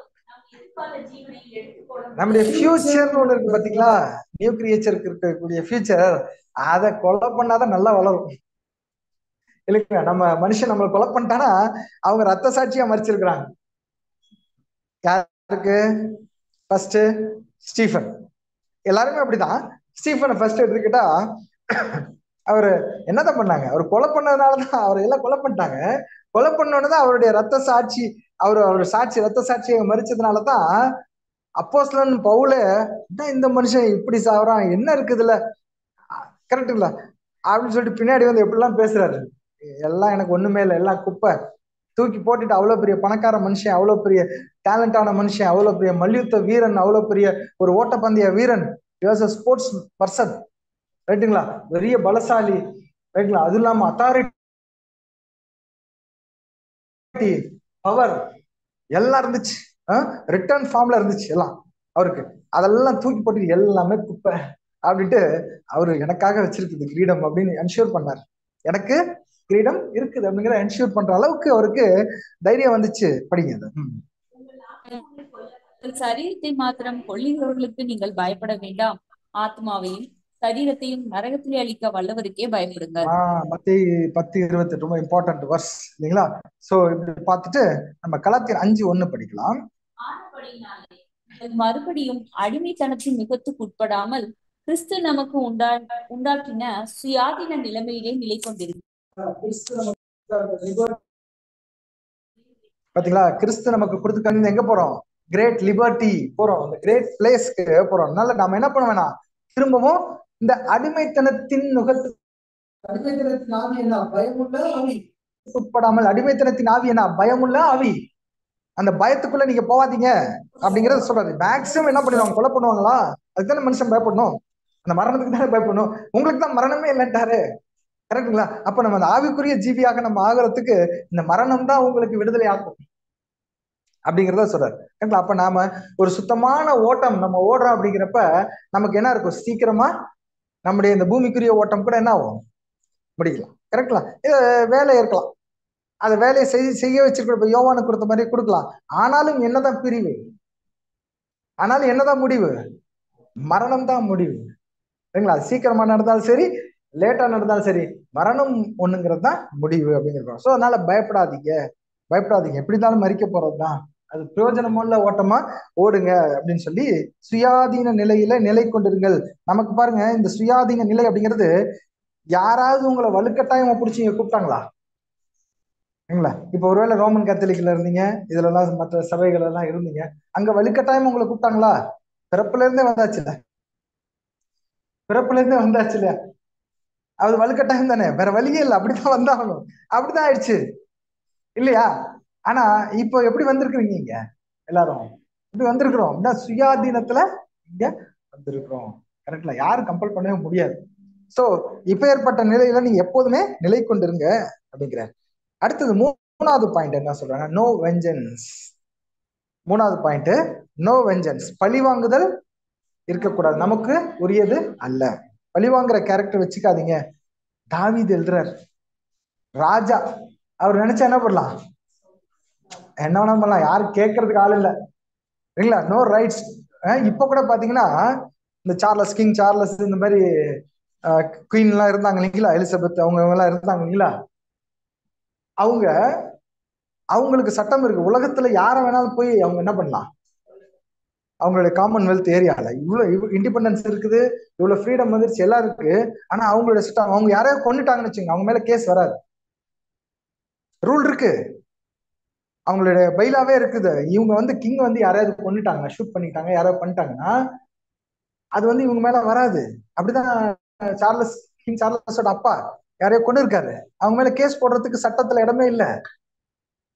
இப்ப இருக்காருல சார்லஸ் இல்லையா, இவர் கூட என்ன பண்ணுறாரு, இவர் கூட ஒரு கொலைகாரர் தான், ஆனா என்ன பண்ண முடியாது, கிங் ஆயிட்டாரு, புரியுதுங்களா? அவங்களுடைய லா பவர் இருக்குது இல்லைங்கிறது அடுத்தது, பட் அந்த லா வந்து அப்படி சொல்லுது.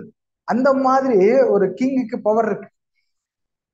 ஆனா இந்த ஒரு சார்லஸ் விஷயத்துல நம்ம எடுத்துக்கலாம், யாரோ ஒருத்தர் அவர் என்ன பண்றாரு, போறப்ப சார்லஸ் டீஸ் பண்றாரு, சிமை பண்ண மாதிரி, தாவீத பண்ண மாதிரி அந்த சார்லஸ டீஸ் பண்றாரு. நியூஸ் எல்லாம் பெருசு பாப்புலர் ஆச்சு, அவர் அரெஸ்ட் பண்ணிட்டாங்க, எல்லாம் பண்ணிட்டாங்க, இதாச்சு. ஆனா இவன் கொலைகாரம் தான், இருந்தாலும் மன்னிச்சு விட்டான். இருந்தாலும் என்ன பண்ணிட்டான், எப்பேற்பட்ட ஒரு பவர்ஃபுல்லா இருக்கிற ஒரு பர்சன் என்ன பண்ணாலும் கேஸ் வராது, அப்படி இருந்தாலுமே என்ன பண்ணா, மன்னிச்சு விடுற ஒரு குணம் சாதாரண அநியாயமான ஒரு கொலைகார மனுஷனுக்கே இப்ப எல்லாம் இருக்குது, வந்திருக்குது. அப்படிங்கிறப்ப நம்ம சைடு அப்படியே கன்வெர்ட் பண்ணுங்க, நாம என்ன பண்ணலாம், பழி வாங்குதல் நமக்கு உரியதல்ல, எனக்கு உரியதில்ல அப்படின்னு சொல்லி சொல்றோம். சங்கீதம் 118 சாங், அந்த ஹில்லேல் சாங் பாடுறப்ப 7th verse, சங்கீதம் 118:7. எனக்கு அனுகூலம் பண்ணுகிறவர்கள் நடுவில் கர்த்தர் என் பட்சத்தில் இருக்கிறார். என் சத்துருக்களின் சரிக்கட்டுதலை காண்பேன். என்ன சார் நான் கர்த்தர் பட்சத்துல என் கர்த்தர் என் பட்சத்துல இருக்கிறாரு, என் சத்துருக்கள் இருக்காங்க நீங்க நிறைய, அதை சரி கட்டுதல நான் பண்ண மாட்டேன், கர்த்தர் பண்ணிக்குவாரு. கரெக்டா? நான் பார்ப்பேன் அப்படின்னு சொல்லி பாருங்க, he personally he never tried to take revenge for his own அப்படின்னு சொல்லலாம். அவருக்காக அவரை வந்து ஒருத்தர் சீமைங்கிறவருக்கு கிண்டல் பண்றாரு, தேவன் அனுமதிக்கலன்னா அவன் எங்க பண்ண போறான், கரெக்ட்ல அப்படின்னு மன்னிச்சிருவாரு. செத்த நாய் அவன் அப்படிங்கிறாரு.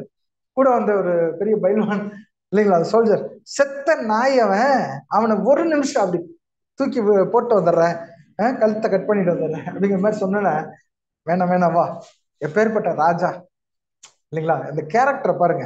சோ ஜீசஸ், அது தாவீது அங்க சொன்னாரு, ஜீசஸ் அதே வந்து அப்படியே சாங்கா பாடுறாரு. அவருடைய கேரக்டர்ல அவர் பண்ண போறத அப்படியே இது பண்ணி காட்டார். Jesus start us love your enemies. சரிங்களா? சத்துருக்களை என்ன பண்ணுங்க, சிநேகிங்க, தீமையோடு எதிர்த்து நிக்காதீங்க, தீயோடு எதிர்த்து நிக்காதீங்க அப்படின்னு சொல்லி அங்க சொல்றாரு. பாருங்க, டேவிட்ஸ் வெஞ்சன்ஸ் இருந்துச்சு அவருக்கு சில விஷயங்கள். ஆனா David's vengeance on his enemies are not personal. தன்னை கிண்டல் பண்ணதுக்காகவோ, தன்னை கொல்ல வந்ததுக்காகவோ, சவுலையோ இல்ல மற்ற தன்னை இது பண்ணதுக்காக பர்சனலா வரப்ப அவர் நம்ம முக்காவாசி அப்படிதான் எடுத்துக்குவோம். சபைக்கு ஏதாவது ஆபத்து வந்தா கூட நம்ம என்ன பண்ண மாட்டோம், கண்டுக்க மாட்டோம். தனக்கு ஏதாவது பர்சனலா ஈகோவை ட்ரிகர் பண்ணிட்டா நம்ம எப்படி மாறிடுறோம், நம்மளுடைய குணலட்சணம் எப்படி மாறிடுது இல்லைங்களா? நமக்கு ஒன்றும் பவரும் கிடையாது, ஒன்றும் கிடையாது, எதுவுமே கிடையாது. ஒரு அற்ப மனுஷர்களா ஒரு தாழ்வான நிலையில தான் இருந்தாலும் நம்மளுடைய ஈகோவை யாராவது ட்ரிகர் பண்ணிட்டா நம்மளால என்ன பண்ண முடியல, பொறுத்துக்க முடியல, தாங்க முடியல. அவர் பவர்ஃபுல் பர்சன், அவரை ஈகோவை ட்ரிகர் பண்றாங்க, வேணும்ட்டே வந்து ட்ரிகர் பண்றாங்க. அவர் அதெல்லாம் இது பண்ணல. ஆனா அவருக்கு கோவம் வந்துச்சு, பாருங்க. he was furious on enemies. எங்க தெரியுமா? furious on enemies are of his goats and his country and for his God. தேவனை பத்தி யாராவது தப்பா சொல்லிட்டா ஃபர்ஸ்ட் வந்து கோட்டு, அவருடைய ஆடு இருக்கு இல்லைங்களா, ஆட்டை திங்கிறதுக்கு என்ன வந்துருச்சு, சிங்கம், கரடி இல்லைங்களா, இதெல்லாம் வந்துருச்சு. அந்த ஆட்டை என்ன பண்ணிடக்கூடாது, கரெக்டுங்களா? ஆட்டை எதுவும் பண்ணிடக்கூடாதுன்னு யாரு கூட சண்டை போட போறாரு? சிங்கம் எப்பேற்பட்டது, மனுஷனோட எத்தனையோ மடங்கு பலம் ஜாஸ்தி, அது பல மடங்கு பலம் ஜாஸ்தி. நம்ம இங்க அடிச்சோம்னா 100 கிலோ தான் நம்ம அடிக்கும். சிங்கம் ஒரு அடி அடிச்சுன்னா 1 டன், அவன் 1.5 டன்னுங்கிறாங்க இல்லைங்களா? அதெல்லாம் உண்மைதான், அதை வச்சுதான் டயலாக்ல எழுதுறாங்க, கரெக்டுங்களா? சிங்கம் வந்து அவ்வளவு பவர். யானையோட தலையில ஏறி வேகமா கோவத்துல அடிச்சிருச்சுன்னா அந்த யானையோட ஸ்கல் வந்து கிராக் விட்டுருமா, உள்ளார இதாயிடுமா, அவ்வளவு பவர்ஃபுல் சிங்கம். அந்த சிங்கத்தை போய் அடிக்கிறாரு. கரடியை போய் அடிக்கிறாரு. அப்படின்னா கரடி எப்படி இருக்கும், கரடியோட இது தெரியுங்களா? கரடிக்கு சிங்கத்தை விட்டா எது ஜெயிக்கும்? கரடி தான் ஜெயிக்கும், கரடி சிங்கத்தை விட்டா. ஆனா சிங்கம் எப்படி ஜெயிக்கும்னா, நிறைய சிங்கம் வந்துடும். ஏன்னா சிங்கம் எப்படி அட்டாக் பண்ணுமா, கரடி எல்லாம் தானா சிங்கிளா அட்டாக் பண்ண முடியாது. நிறைய சிங்கம் வந்து பின்னாடி கடிக்கிறது, இப்படி கடிச்சு அப்படிதான் அட்டாக் பண்ணி ஜெயிச்சிடும் கடைசியில், கரெக்டுங்களா? அப்போ கரடி எவ்வளவு பெருசு, அது நின்னா எப்படி இருக்கும், இந்த வீட்டு ஹைட்டுக்கு வந்துடும் இல்லைங்களா? அதோட லென்த்தே 10 அடி இருக்கும், கரெக்டுங்களா? ஒரு ரூம் லென்த்துக்கு இருக்கும் கரடி, பெரிய கரடிங்கெல்லாம் இருக்கு. அப்போ அந்த கரடியை போய் அடிச்சிருக்காருன்னா இவருக்கு எவ்வளவு கோவம் வந்திருக்கணும் அது மேல. ஏன் சின்னோண்டு ஆடு இல்லைங்களா, இது 1 வயசு ஆடா இருக்கும், இல்ல 2 வயசு ஆடா இருக்கும், அவ்வளவுதான். 2 வருஷத்துல இதெல்லாம் அடுத்து போயிடும் இல்லைங்களா, அடுத்து பலிக்கு, அவ்வளவுதான் இருக்கும். சின்னோண்டு ஆடு, இது ஒண்ணு போனுச்சுன்னா அடுத்தது வந்துட போகுது. ஆனா இவருடைய ஜீவன் போயிடும். ஆனா எதுக்கும் பயப்படாம போய் அவருடைய தெளிந்த புத்தியில இந்த மிருகத்தை எப்படி அடிக்கலாம், இந்த மிருகத்தை எப்படி அடிக்கலாம், அந்த டைம்ல என்ன பண்ணிருக்கா, தேவனுடைய யோசனைகளை அவர் செஞ்சிருக்கலாம், கரெக்டா? இல்ல சொந்த பலத்துல அவர் செஞ்சிருந்தா கூட தேவன் நினைக்காம அவர் செஞ்சிருக்க மாட்டாரு, அது தெரியும். ஆனா எப்படி இருக்கு, ஆனா கரடியும் என்ன பண்ணாரு, சிங்கத்தையும் அவரு அடிச்சார் அப்படின்னு பாக்குறோம். சோ அந்த அந்த ஒரு விஷயம் என்ன பண்ணுச்சுன்னு பாத்தீங்கன்னா, தன்னுடைய ஆட்டு மந்தையும் தன்னுடைய இதையும் காப்பாத்துறதுக்காக, தேவனுடைய நாமத்தை காப்பாத்துறதுக்காக கோலியாத்தை போயிடுச்சார். தேவனுடைய நாமத்தை தூஷித்ததுனாலதான் இவருக்கு கோவம் வந்துருச்சு. இல்லாட்டி இவர் பாட்டு டிஃபனை கொடுத்துட்டு வீட்டுக்கு போயிருப்பாரு. ஒருத்த உட்காந்துட்டு கத்திட்டு இருக்கான், நம்ம நாட்டையும் இஸ்ரேல் தேசத்தையும் அந்த தேவனையும் நாமத்தையும் தூஷிக்கிறான் ஒருத்தன். அவன் பார்த்தா கரடி ஹைட்டுக்கு இருக்கான் இல்லைங்களா? ஏன்டா கரடியோட நீ என்ன பெரிய ஆளா அப்படின்ட்டு தான் போறார், சட்டை போட போறாரு இல்லையா? So so that attitude made him to be obedience to God's plan அப்படின்னு பாக்குறோம். அது யாருக்கு பொருந்துச்சு? அப்படியே ஜீசஸுக்கும் பொருந்துச்சு அப்படின்னு பாக்குறோம். சரியா?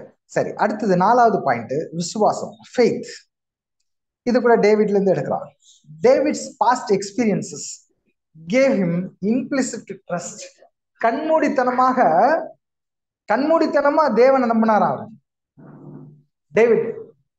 புரிஞ்சுதுங்களா? நம்மளாம் அப்படியே இருக்கோம், கண்மூடித்தனமா நம்புறோமா? எவ்வளவு சோதிச்சிருக்கோம் தேவரை இல்லைங்களா? நம்முடைய கடவுளை, ஆண்டவரை எவ்வளவு சோதிச்சிருக்கோம். நம்மளுடைய ஒவ்வொரு விஷயத்திலையும் சோதிக்கிறோமா இல்லையா?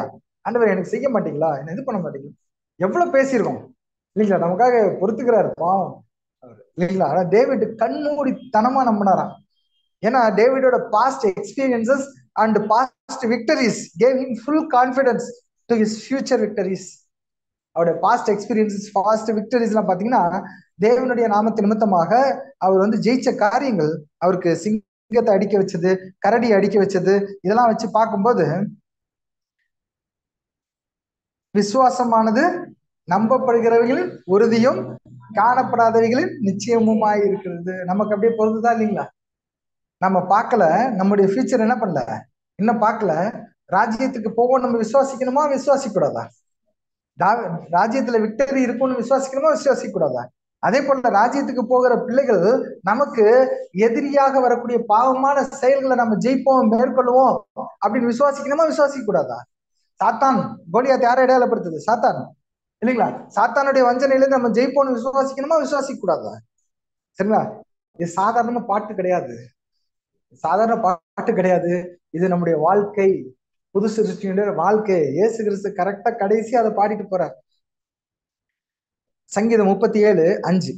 சங்கீதம் 37:5. உன் வழியை கர்த்தருக்கு ஒப்புவித்து அவர் மேல் நம்பிக்கையாயிரு, அவரே காரியத்தை வைக்க. அவ்வளவுதான், surrender to God. All to Jesus surrender பாடுற மாதிரி உன் வழியை என்ன பண்ணிரு, அவருக்கு கமிட் பண்ணிடு. Commit the way unto the Lord.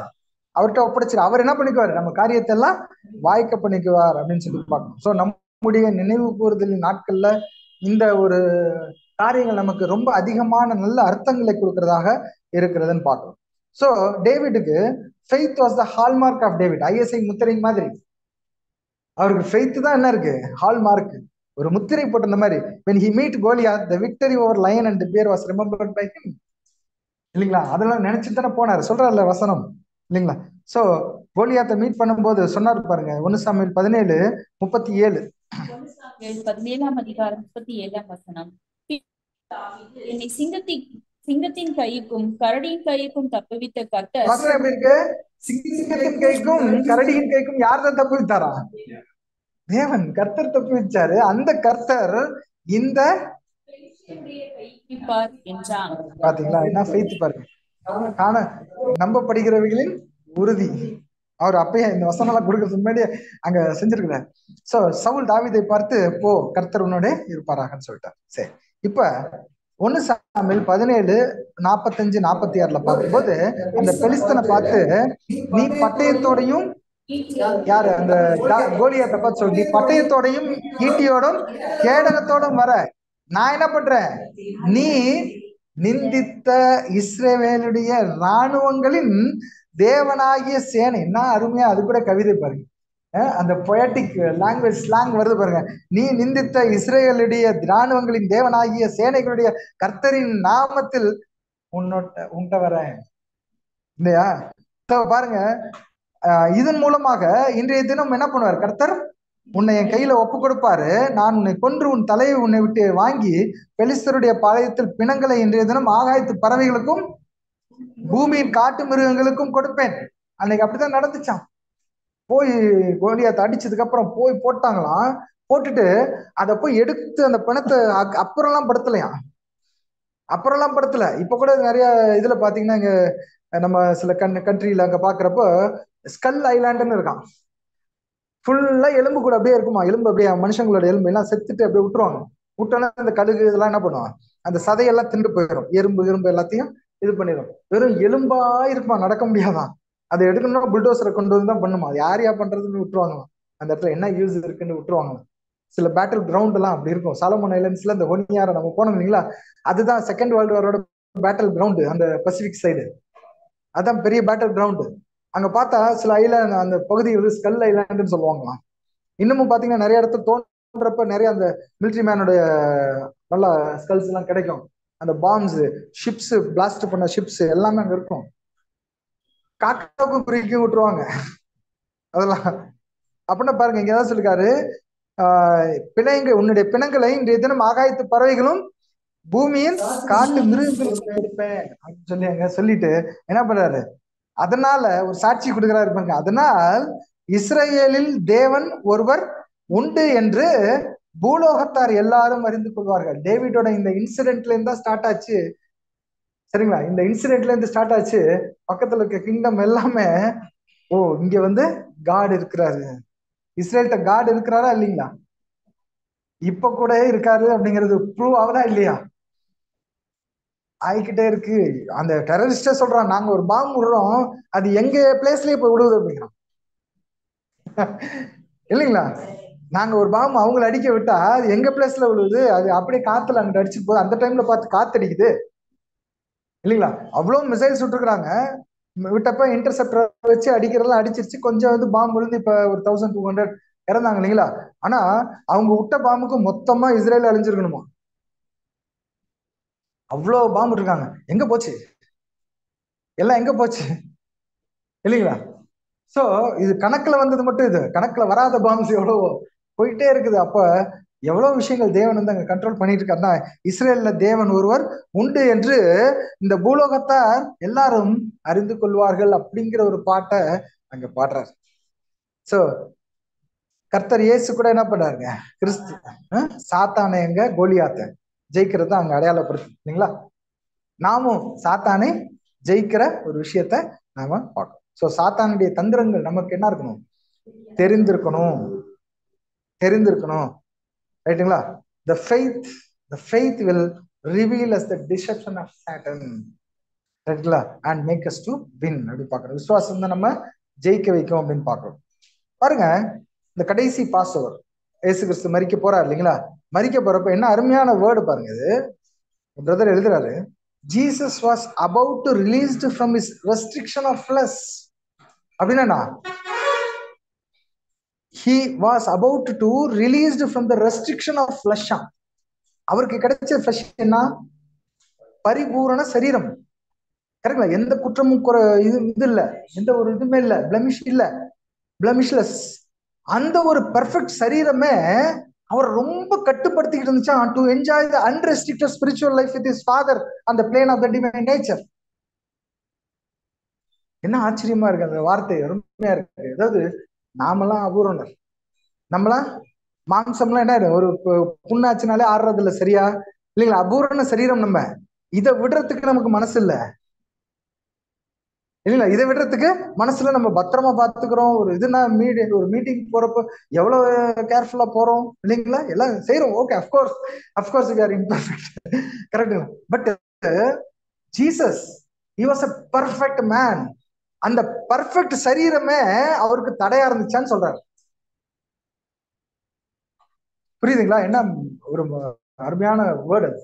அந்த பெர்ஃபெக்ட் சரீரமே அவருக்கு ரொம்ப தடையா இருந்துச்சா. 33 வருஷம், அந்த 3 வருஷம் இருந்தா இல்லைங்களா, சீக்கிரம் எப்படி ஓடும், சீக்கிரம் முடிக்கணும்ட்டு இந்த சரீரத்தை கொடுக்கணும், ஒப்பு கொடுக்கணும் அப்படின்னு 3 வருஷம் அவருக்கு ஓடினது 3 நாள் மாதிரி ஓடிச்சு. சீக்கிரம் கொடுக்கணும்னு கொடுத்து அவர் என்ன பண்றாரு, அன்ரெஸ்ட்ரிக்டட். இப்போ வந்து இது ரெஸ்ட்ரிக்டட் இல்லையா, ஒரு மரணத்துக்குள்ளாக போகணும் அப்படிங்கிற ஒரு ரெஸ்ட்ரிக்ஷன் இருக்கு இல்லையா?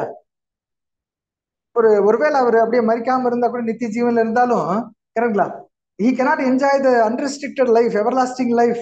அத சாகாமிப்புல என்ன பண்ண முடியாது, அவரு போக முடியாது இல்லைங்களா? அதனால இதை சீக்கிரம் விட்டுட்டு நான் என்ன பண்ணணும், அந்த சாகாமிப்புல போன unrestricted spiritual life with his father on the plane of the divine nature, அதுக்குள்ள போகணுங்கிறதுக்காக இந்த மாம்ச பரிபூர்ண சரீரத்தை இழக்கிறதுக்கு அவர் துணிஞ்ச அவ்வளவு வேகமா ஓடினாரா. நாம இந்த சரீரத்தை அழிக்கிறதுக்கு நம்ம மனசே இன்னும் உலகத்துக்கு ஓடணும் தான் நம்ம என்ன பண்ணிடுவோம், நம்ம நினைச்சிடறோம் இல்லையா? சோ இதெல்லாம் நமக்கு பாடம். நம்ம சீக்கிரமா நம்ம நம்ம இன்டென்ஷன் என்ன அப்படின்னா, எதை பத்தி கவலைப்படாம தேவன்கிட்ட முழுசா அந்த விசுவாசத்தோட நம்ம சரண்டர் பண்றதுங்கிறது ரொம்ப முக்கியமான ஒரு விஷயம், ரைட்டுங்களா? நம்முடைய தேவைகள், நம்முடைய காரியங்கள் இதெல்லாம் நம்ம எப்படி சந்திச்சு தெளிந்த புத்தியோட கொண்டு போய் நம்ம என்ன பண்ணுவோம், இந்த காரியத்தை நல்லா முடிக்கணும் அப்படிங்கறது நம்ம எண்ணமா இருக்கணும் பார்க்கணும். பாருங்க, டேவிட் சாம் அப்ப எப்பொழுதுமே அவருடைய சாம்ஸ் எப்படி இருக்குன்னா, தேவனுடைய அந்த சர்வ வல்லமையை நிரூபிக்கிறதாகவே இருக்கும். Always demonstrate omnipotence of our God அப்படின்னு பாக்குறோம். சோ இந்த ஒரு விஷயம் தான், இந்த ஒரு சிந்தை அவருக்குள்ள இருந்துச்சு. எப்போதுமே நம்முடைய வாழ்க்கை கூட என்ன பண்ணணும், தேவனுடைய அந்த மகத்துவத்தை, சர்வ வல்லமையை நம்ம நிரூபிக்கிறது போல நடந்து கொள்வதுங்கிறது ரொம்ப சந்தோஷமான ஒரு விஷயம். That fuelled David's faith. அந்த ஒரு உற்சாகம், இந்த ஒரு குணம் தான் அவருக்கு அந்த ஃபியல் பண்ணிச்சான் ஒரு, கரெக்ட்ங்களா? அப்ப he never bother on his problem. அவருடைய ப்ராப்ளத்தை பத்தி கவலைப்படல. he never trust humans அப்படின்னு சொல்ல முடியாது. he trusted some of the people. கரெக்டுங்களா? he trusted some of the people and his positions, but he never trusted human than God. கரெக்டா? நம்ம மனுஷனை நம்பலாமா நம்ப கூடாதா? மனுஷனை நம்பணுமா நம்ப கூடாதா? நம்பணும் தானே. இந்த வசனத்துக்கு என்ன அர்த்தம்? சங்கீதம் 118:8, middle portion of the Bible, middle verse of the Bible. இப்ப என்ன நம்ப மாட்டீங்களா? உங்களை நம்ப மாட்டீங்களா? ஒருத்தர் நம்பிக்க மாட்டீங்களா? இப்ப ஒரு சீஃப் மினிஸ்டர் இருக்கிறாரு, உங்களுக்கு நான் இதை ஹெல்ப் பண்றேன்னு சொல்லிட்டு நம்புவீங்களா நம்ப மாட்டீங்களா? இல்ல, நான் சொல்லிட்டாரு, ப்ராமிஸ் கொடுத்துட்டாரு, நம்புவீங்களா நம்ப மாட்டீங்களா? மக்கள் எவ்வளவு பேர் நம்புறாங்க இல்லைங்களா? இப்ப நம்மள நம்பலாமா நம்ப கூடாதா? நம்பலாம், நம்புவோம். ஆனா இங்க வசனம் எப்படி இருக்குது? மனுஷனை நம்புவதை பார்க்கிலும், கரெக்டுங்களா? நம்பாதான்னு சொல்றதுக்கு அர்த்தம் இதுல எடுத்துக்க முடியாது. மனுஷனை நம்புவதை, it is better to trust in the Lord than to put confidence in man. கரெக்டுங்களா? சோ மனுஷனை நம்பவே கூடாதுன்னா நம்ம வாழவே முடியாது இல்லையா? ஒருத்தர் நம்ம இப்போ ஒரு காசு கொடுக்குறோம், பேங்க்ல போய் நிக்கிறோம், பேங்க் மேனேஜர் கையெழுத்து போட்டாதான் நம்ம காசு வரும், நம்பிதானே ஆகணும். ஆனா அதை காட்டிலும் உங்களுடைய சிந்தையில, எண்ணெயில நீங்க என்ன வைக்கணும்? தேவனை நம்புங்க. கரெக்டா? பிரபுக்களை நம்புவதை பார்க்கிலும், அதான் சொன்னேன், சீஃப் மினிஸ்டர் நம்புவதை பார்க்கிலும் கர்த்தர் மேல பற்றுதலா இருக்கிறது நலம் அப்படின்னு சொல்லி அங்க பாக்குறோம். சரிங்களா? சோ நம்முடைய இருதயத்திலையும் நம்முடைய தேவன், நம்முடைய தேவனுக்குரிய வேலை, தேவனுடைய சத்தியம், அவருடைய வார்த்தை, வசனங்கள், இந்த அவருடைய கிரியைகள், அது சம்பந்தமான அதுக்கு அடுத்த வேலைகள், இதுக்குதான் நம்ம என்ன பண்ணணும்? ஃபர்ஸ்ட் ப்ரையாரிட்டி கொடுக்கணும். அதுக்காக படிக்க கூடாது, வேலைக்கு போகக்கூடாது, கம்பெனி இது பண்ணக்கூடாது, காலேஜுக்கு போகக்கூடாதுலாம் இல்லை. கரெக்டுங்களா? ஆனா இதுக்கு இல்லாம அது ஒண்ணும் பெரிய முக்கியமே இல்லை. இதுதான் இம்பார்ட்டன்ட். ஒருத்தர் நான் இங்க நம்மளாம் இந்த ட்ரூத்துக்கு வந்துட்டனால தான் நான் முன்னேற முடியல அப்படின்னு யாராவது சொன்னா, இந்த ட்ரூத் என்ன ரொம்ப ரெஸ்ட்ரிக்ட் பண்ணுது, நான் எதையும் யோசிக்க முடியல, என்னால முன்னேற முடியல அப்படின்னு சொல்ற வாய்ப்புகள்லாம் வந்திருக்கும். அந்த மாதிரி வந்துருந்துச்சு அப்படின்னா நீங்க எதுலையுமே முன்னேறவே முடியாது. கரெக்டுங்களா? நம்ம தூங்கின நேரம், நம்முடைய உலக பிரகாரமான செஞ்ச வேலைகள், நம்ம உலக பிரகாரமா அநேக காரியங்கள் நம்ம செஞ்சிருக்கோம், உலக பிரகாரமா அநேகத்தை ஏமாந்திருப்போம், அநேகரை ஏமாத்திருப்போம். இந்த வேலைகள்லாம் நம்மளை பரிபூர்ணம் ஆக்கிருமா? இதெல்லாம் ஆக்கிருமா? தேவனுடைய கிரியை, தேவனுக்கு அடுத்த காரியங்கள் நம்மளை சுத்தப்படுத்தலாம், வேற எதுவுமே இந்த உலகத்துல நம்மளை சுத்தப்படுத்தாது. அப்ப தேவனுக்குன்னு நமக்கு ஒப்படைக்கிறது எல்லாமே கண்டிப்பா பிரயோஜனத்தை தரும், ஏதோ ஒரு வகையில தரும். நமக்கு இன்னது தேவை என்று அவர் அறிந்து இருக்கிறார், அதை கரெக்டா அவர் என்ன பண்ணிடுவாரு, நமக்கு செஞ்சிருவார். அதுதான் ஃபெய்த் இன் காட். முழு விசுவாசத்தை நம்ம என்ன பண்ணணும்? தேவன் மேல வைக்கிறது இல்லைங்களா? ஐயோ இந்த இதுக்கு வந்துட்டனால என்னோட வேலை போயிடும், என்னோட கஷ்டம் அப்படின்னா அப்படி நான் அந்த அனுபவங்கள் வந்திருக்கு, நினைப்புகளும் வரும். ஓ இதனாலதான் இப்படி ஆயிடுச்சா, நான் என்ன தப்பு பண்ணிட்டோம், என்ன பண்ணிட்டோம். ஆனா அதுக்கப்புறம் கொஞ்ச நாள் கழிச்சு பார்த்தோம்னா ஐயோ இதனாலதான் தேவன் இப்படி பண்ணிட்டாரு அப்படிங்கிறத தெரியும். ஏன்னா ஏதோ ஒரு பெரிய நன்மை வச்சிருக்கனாலதான் தேவன் என்ன பண்ணிட்டாரு, இது நடந்துருச்சு அப்படிங்கறத அனுபவிச்சிருக்கோம் இல்லைங்களா? சோ அன்பான சகோதர சகோதரிகளே, இதெல்லாம் காட் மேல கண்மூடித்தனமா நம்ம என்ன பண்ணணும்? அதுதான் டேவிட் செஞ்சார். ஜீசஸ் கிரைஸ்ட் செஞ்சாரா? எஸ். அந்த பாட்டை தானே பாடினார் அவரு. அவருக்காக எழுதின பாட்டு தானே அது, இல்லைங்களா? சோ நாம மனுஷரை நம்புவதை பார்க்கிலும் கர்த்தர் மேல் பிரியமாயிருப்பது, பற்றுதலாயிருப்பது நல்லது. பாருங்க, David he was a shepherd, after all a shepherd, இல்லைங்களா? ஒரு ஒரு ஜஸ்ட் ஆடு மேய்க்கிறவர். அப்ப அந்த ஆடு மேய்க்கிறவர் மாதிரி இருக்கிறப்ப he behaved like a king. அவருடைய நினைப்பு இருந்தது எப்படி இருந்துச்சு? கரடியும் சிங்கத்தையும் அடிச்ச மாதிரி நான் ஒண்ணு என்ன பண்றேன், இது யார் யோசிக்க வேண்டியது? ராஜா யோசிக்க வேண்டியது, இல்லைங்களா? அந்த மாதிரி போய் யோசிச்சுட்டு என்ன பண்றாரு, அத அடிச்சுட்டு வர ராஜா போல அவருடைய சிந்தனை இருந்ததுனாலதான் அந்த ராஜ்யமே அவர்கிட்ட வந்துச்சு, கரெக்டுங்களா? ஆனா when he become a king, mighty king, கரெக்டுங்களா? when he become a mighty king, என்ன எப்படி நடந்தார் தெரியுங்களா? he behaved like a shepherd. அப்படியே ஆட்டு மேய்க்கிறவன் எவ்வளவு தாழ்மையா இருப்பான், அந்த மாதிரி அங்க இது பண்ணார். அந்த தேசத்தை கூட அப்படி ப்ரொடெக்ட் பண்ணார், இல்லைங்களா? சோ அதுதான் அந்த கேரக்டர். சோ அவர் mighty king Jesus also humbled himself, சரிங்களா? Trust in God made him like this, சரிங்களா? ஒரு லாஸ்ட் சப்பர்ல இயேசு கிறிஸ்து என்ன பண்ணாருன்னு பாத்தீங்கன்னா, அப்போஸ்தலர்களுடைய கால்களை போய் கழுவுறாரு. After all human being, imperfect human being, அவங்களுடைய காலை போய் ஒரு மைட்டி கிங்கா ஆறாரு இருக்காரு. நான் ராஜா தான் சொன்னாரா இல்லையா? Yes, I am raja, reserved king, always I am king, I am reserved for another age, ரைட்டுங்களா? I am reserved for another age, I know I am the king.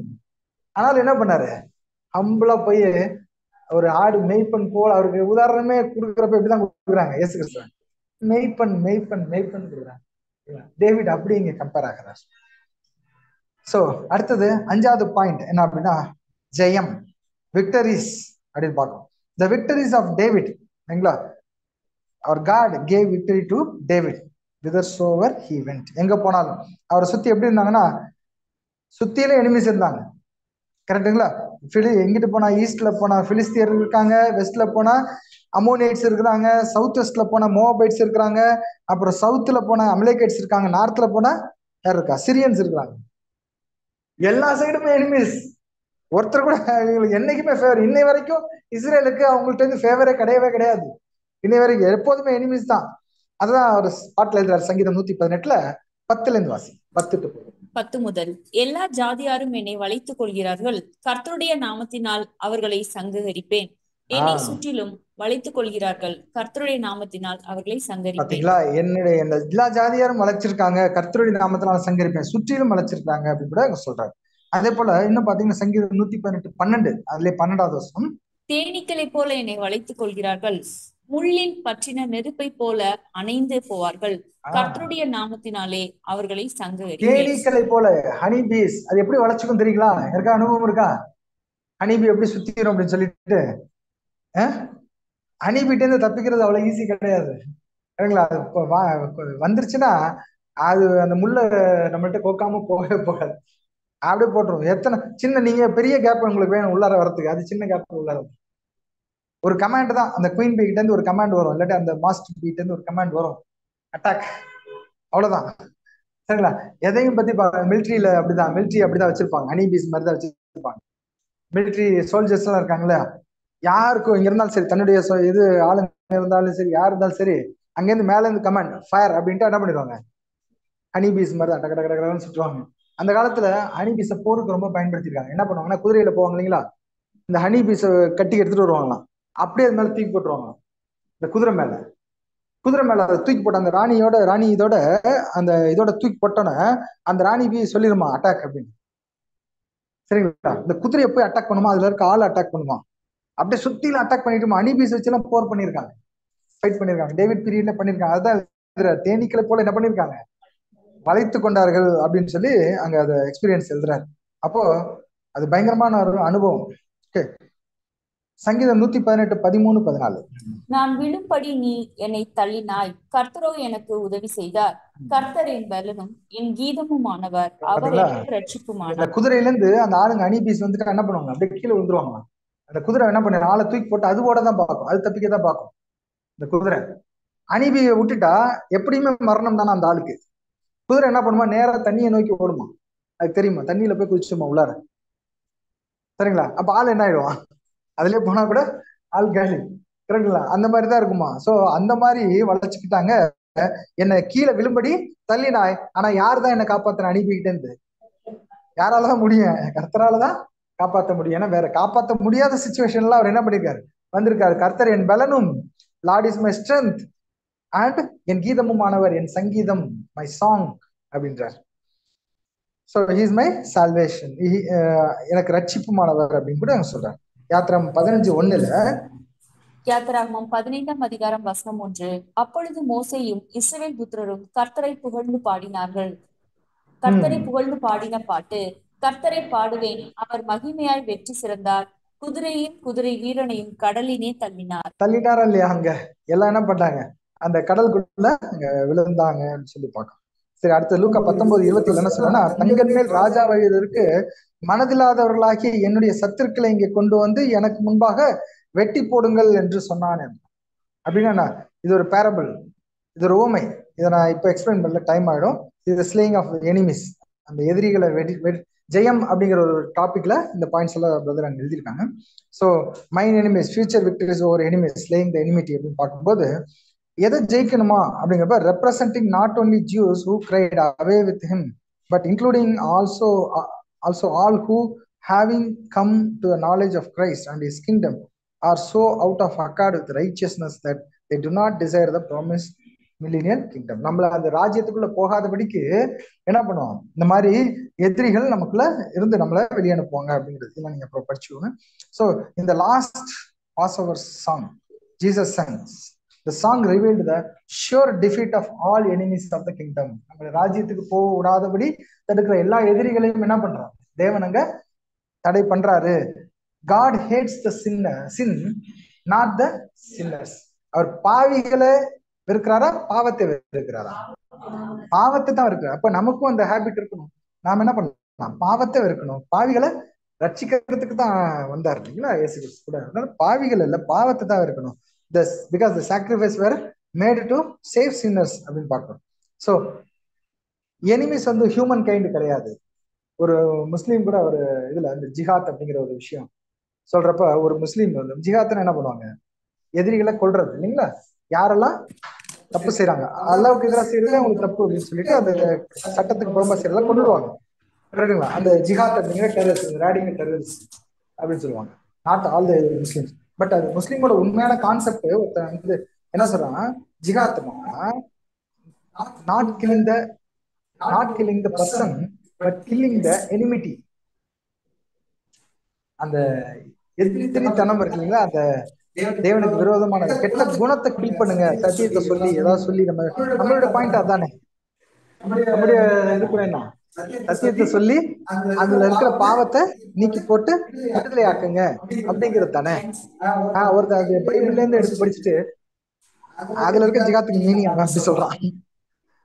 நல்ல பாயிண்ட், ஓகே குட். அது ஒரு அவங்க இதுல வந்து ஒரு அப்ரிஷியேட்டடாகவே நிறைய போச்சு. ரேடிக்கல்ஸ் மட்டும் ஒத்துக்கல. ஸோ இது மாதிரி நம்ம கேரக்டர் வளர்க்கணும் அப்படின்னு சொல்லி பாக்குறோம்.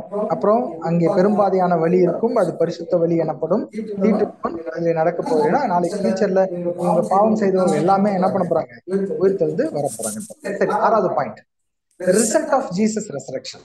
இயேசு கிறிஸ்துடைய உயிர்த்தெழுதலின் பலன் அப்படிங்கிற ஒரு கண்டென்ட் அந்த சாம்ஸ் 118 இங்க 6வது பாயிண்டா வருது. என்ன அப்படின்னா, சாம்ஸ் 118, 17 and 18. நான் சாகாமல் பிழைத்திருந்து கர்த்தருடைய செய்கைகளை விவரிப்பேன். கர்த்தர் என்னை வெகுவாய் தண்டித்தும் என்னை சாவுக்கு ஒப்பு கொடுக்கவில்லை அப்படிங்கிறார். அதாவது மரணம். இயேசு கிறிஸ்து அவர் பட்ட பாடுனால கீழ்ப்படுதல என்ன பட்டாரு, கத்துக்கிட்டாரு. ஆனா அவர் பரலோகத்தின் அந்த எவர்லாஸ்டிங் லைஃப் என்ன பண்ணிட்டாரு, அங்க பெற்றுக்கிட்டாரு. சாகல. நான் மரித்தாலும் பிழைப்பேன் அப்படின்னு நாங்க சொன்னார். சோ ஜீசஸ் எப்படின்னு பாத்தீங்கன்னா, கல்வாரி அவர் மட்டும் என்ன பண்ணாரு, சாக்ரிஃபைஸ் பண்ணாரு. எங்க ஆரம்பிச்சாரு, கெத்செமனேல அவரு ஆரம்பிச்சாரு.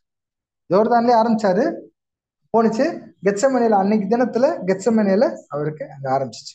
கெத்செமனே அந்த அனுபவங்கள் எப்படி இருந்துச்சுன்னா ரொம்ப கொடூரமா இருந்துச்சு. கடைசியில அந்த திரை கிழிஞ்சது. என்ன திரை? ஓகே, இப்போ இயேசு கிறிஸ்துனுடைய அந்த சரீரத்தை அவங்க கிழிச்சதுக்கு அங்க லிட்டரலா அடையாளப்படுத்துச்சு. ஆனா அந்த ஸ்கிரீன் கிழிஞ்சது கூட எதை அடையாளப்படுத்துது? அந்த screen, the barrier was removed, narrow way was opened to all. சரிங்களா?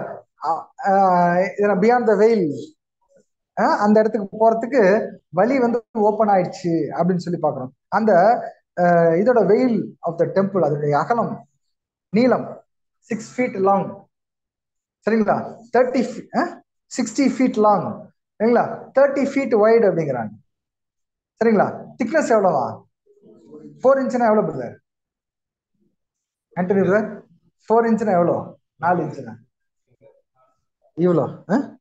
4 inch இவ்வளோ, இந்த இந்த அகலம் கரெக்டுங்களா? இப்படி இருக்குன்னு வச்சு, இதான் 4 inch கிட்டத்தட்ட. இது 6 inch. சரி, இவ்வளவு அகலம் திக்கு ஸ்கிரீனு, திக்னஸ் அது நூல்ல பின்னி பின்னி பின்னி பின்னி நம்மளுக்கு அதெல்லாம் 3mm 4mm தான் அந்த ஸ்கிரீன்லாம். இங்க நம்மகிட்ட இருக்கிற ஸ்கிரீனு 4 inch திக்னஸ்னா எப்படி இருக்கும்? அது கிளியுமா? கிளியுமா? அப்ப ஒரு மிகப்பெரிய பிளாஸ்ட் உள்ளார இருந்து வந்திருக்கணும் அதை கிழிக்கிற அளவுக்கு. அப்ப எப்படி கிளிதான்? மேல இருந்து கீழே அப்படியே கிளியுது. அதோட சைஸ் பிரதர் அங்க ரீபிரிண்ட்ஸ்ல 3371 போறாரு. அப்ப அது எத்தனை பீஸ் அப்படியே அட்டாச் பண்ணிருப்பாங்கன்னா 72 பீசஸா, 72 பீசஸ் ஆஃப் 4 inch திக் வால். ஏன்னா அப்படியே எடுத்து கட்ட முடியாது இல்லையா? அதுல என்ன பண்ணுவாங்க, தைப்பாங்க. இது எப்படி தைச்சு தைச்சு தைச்சு நல்லா டைட்டா தைச்சு தைச்சு தைச்சு அப்படியே மேல இருந்து இங்க தொங்க விட்டுருப்பாங்க. 60 அடி 30 அடி அந்த இதுக்கு தொங்க விட்டுருப்பாங்க. ஸோ பாத்தீங்கன்னா இப்ப ஒரு கவுண்ட் இதுல கிடைக்குது நமக்கு. என்ன கவுண்ட் கிடைக்குது? 72 பீஸ் இல்லைங்களா? 72 பீஸ் 4 inch திக்னஸ். 4 இது ரெண்டையும் பெருக்கினா எவ்வளவு வருது? 288. கரெக்டுங்களா? இப்படிப்பட்ட ஸ்கிரீன் என்னதா 2ஆல கிழியுது. அப்ப 2ங்கிற நம்பர் கிடைக்குதா? அப்ப 288 டிவைடட் பை 2 144. சரிங்களா? இந்த 144 அந்த நேரோவே ஓப்பன் ஆனதுனால, சரிங்களா, 1000 yearsல இன்டு 1000 போட்டுங்க, போட்டா 1,44,000. அந்த வாய்ப்பு வந்து ஓப்பன் ஆச்சு. அந்த ஸ்கிரீன் கிழிஞ்சோன்னு 288 இருந்துச்சு, அந்த நம்பர் பொருந்தாத நம்பர். அது வந்து இந்த இதுல கிழிஞ்சோன்னே அந்த வாய்ப்பு கிடைச்சது அப்படிங்கிற ஒரு கான்செப்ட் அதுக்குள்ளது கிடைக்குது. சோ சங்கீதம் 118:17, நீ நான் சாவாமல் பிழைத்திருந்து கர்த்தருடைய செய்கைகளை விவரிப்பேன் அப்படிங்கிறத மரணம் இல்லை அப்படிங்கிறத குறிக்குது. அதே போல அப்போஸ்தலர் 2:29 பாக்குறப்ப சகோதரரே, கோத்திர தலைவனாகிய தாவீதை குறித்து நான் உங்களுடனே தைரியமாய் பேசுகிறதற்கு இடம் கொடுங்கள். அவன் மரணம் அடைந்து அடக்கம் பண்ணப்பட்டான், அவனுடைய கல்லறை என்ன இருக்கு இந்நாள் வரைக்கும் இருந்திருக்கு. இப்ப இந்த தாவீதுக்கும் சேர்த்துதான் என்ன பண்ணாரு இயேசு கிறிஸ்து அங்க மரிச்சார். தாவீது இயேசு கிறிஸ்துவுக்காக இந்த பாட்டை பாடினாரு. அதுல தன்னுடைய எக்ஸ்பீரியன்ஸ் வச்சுட்டு, கரெக்ட்ல? அப்ப இயேசு கிறிஸ்து வந்து அந்த தாவீது பாடினார்ல எனக்காக, அவருக்கும் நான் என்ன பண்றேன், மீட்பு கொடுக்குறேன்ட்டு அந்த பாட்டை பாடிட்டு போறார். அந்த பாட்டை பாடிட்டு அங்க ஜீவனை இருக்க போறார். அடுத்தது 7, the gates of righteousness, நீதியின் வாசல்கள். அதை குறிச்சு எழுதுறேன். அது என்னன்னு பாத்தீங்கன்னா சங்கீதம் 118 19 இருந்து 21 வரைக்கும். நீதியின் வாசல்களை திறவுங்கள், நான் அவைகளுக்குள் பிரவேசித்து கர்த்தரை துதிப்பேன். கர்த்தரின் வாசல் இதுவே, நீதிமான்கள் இதற்குள் பிரவேசிப்பார்கள். நீர் எனக்கு செவி கொடுத்து எனக்கு ரட்சிப்பா இருந்தபடியால் நான் உம்மை துதிப்பேன். பாத்தீங்களா?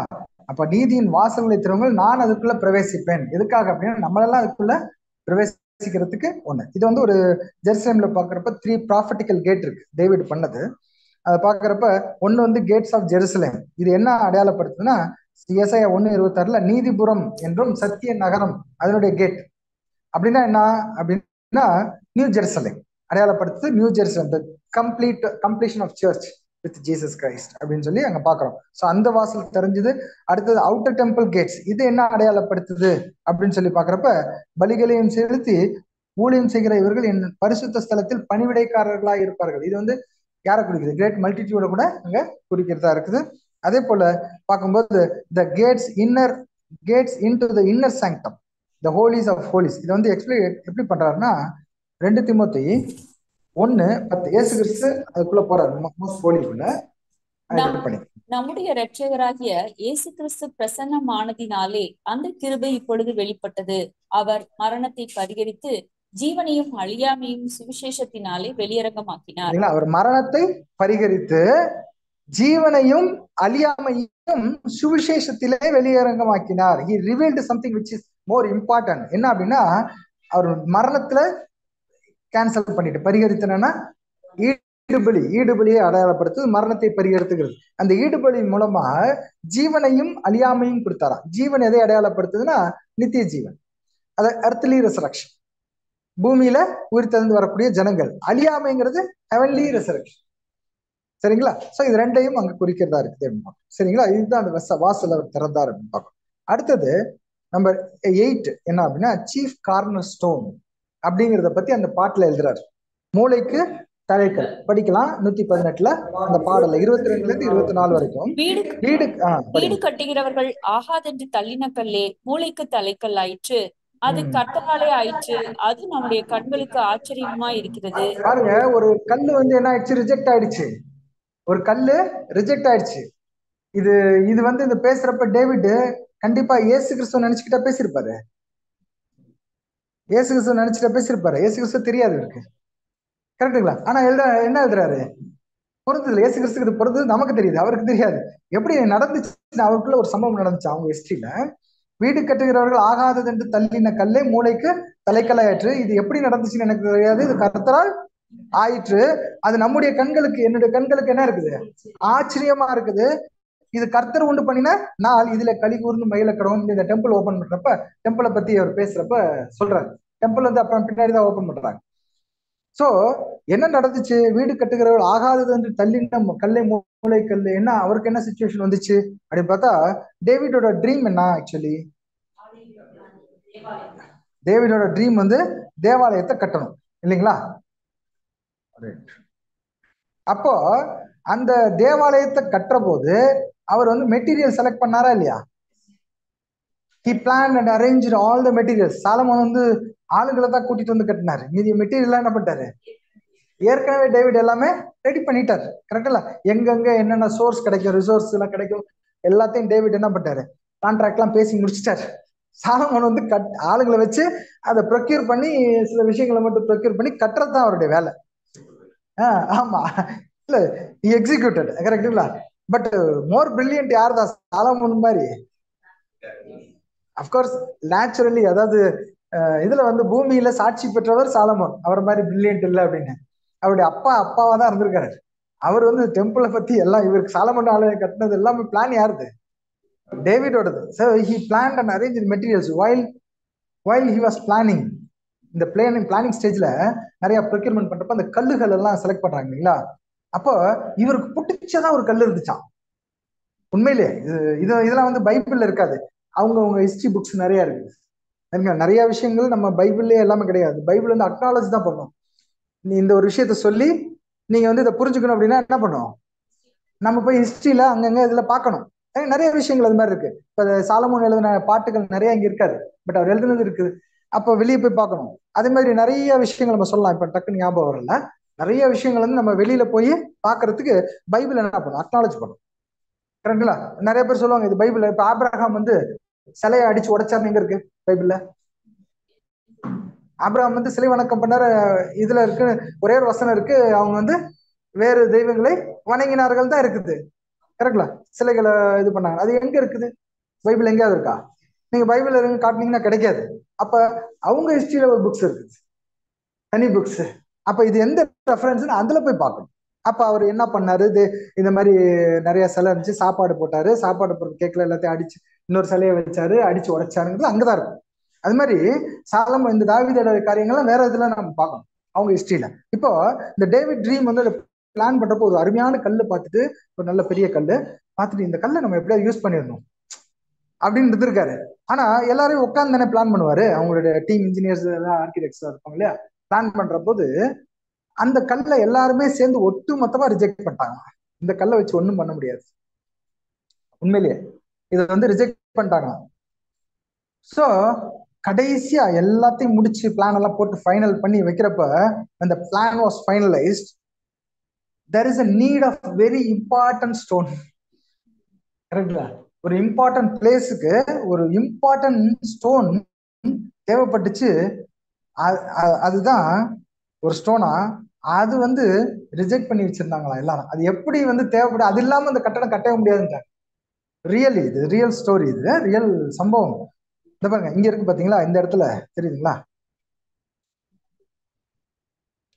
இந்த பாருங்க இதுதான் வந்து அந்த ஆலயம், ஆலயத்தினுடைய மாடல். இங்க பாருங்க இந்த இந்த பிளேஸ் இருக்கு பாத்தீங்களா, ரெட் மார்க் தெரியுதா?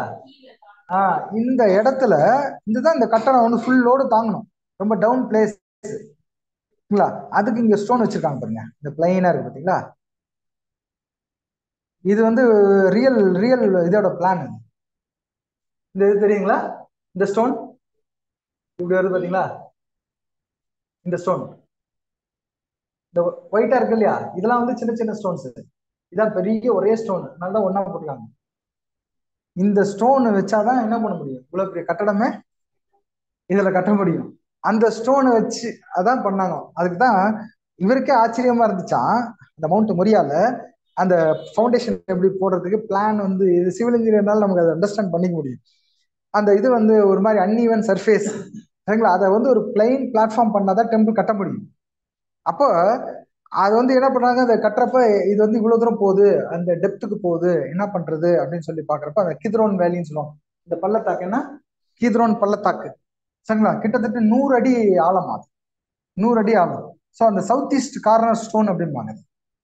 South east corner stone to be carefully placed to terrain so that it can withstand the entire building. அந்த சைடு சரிஞ்சிராம, அந்த பில்டிங் சரிஞ்சிராம இருக்கிறதுக்கு பெரியாது. ஸோ இதுதான் பிளான். அப்போ பாருங்க கரெக்டா அவர் வந்து ரிஜெக்ட் பண்ண அந்த எல்லாரும் சேர்ந்து ரிஜெக்ட் பண்ணாங்க. அது இல்லாம இந்த கட்டடமே கட்ட முடியாதுங்கிற அளவுக்கு அது ஒரு இம்பார்ட்டன்ட் ஸ்டோனா வந்துச்சுங்கிறது, இது என்னோட இது இல்ல, கர்த்தரால் ஆணுச்சு அப்படின்னு சொல்லி சொல்றது. அப்படியே இயேசு கிறிஸ்துக்கு பிறந்துச்சா, 1 Peter 2 மனுஷரால் தள்ளப்பட்டதாயினும் தேவனால் தெரிந்து கொள்ளப்பட்டதும் விலையேற பெற்றதுமான ஜீவனுள்ள கல்லாகிய அவர்களிடத்தில் சேர்ந்தவர்களாகி நீங்களும். நம்ம கூட ரிஜெக்டட் பீஸ் தான் இல்லைங்களா, நம்ம கூட ரிஜெக்டட் பீஸ் தான். ஓகே, சோ பாருங்க, ஜீவனுள்ள கற்களை போல ஆவிக்குரிய மாளிகையாகவும் இயேசு கிறிஸ்து மூலமா தேவனுக்கு பிரியமான ஆவிக்கேற்ற பலிகளை செலுத்தும்படிக்கு பரிசுத்த ஆசாரிய கூட்டமாயும் கட்டப்பட்டு வருகிறீர்கள். அந்த ஆலயம் கட்டுறப்ப நம்ம இப்ப இங்க வந்து அந்த கல் அங்க தேவைப்படுது, அதனால இங்க குவாரியில என்ன பண்ண போறோம், நம்ம செதுக்கப்படுறோம். சவுண்ட் இல்லாம போயிடுவோம், சவுண்டே இல்லாம அந்த 1,44,000 போகணும். அதுதான் பிளான்.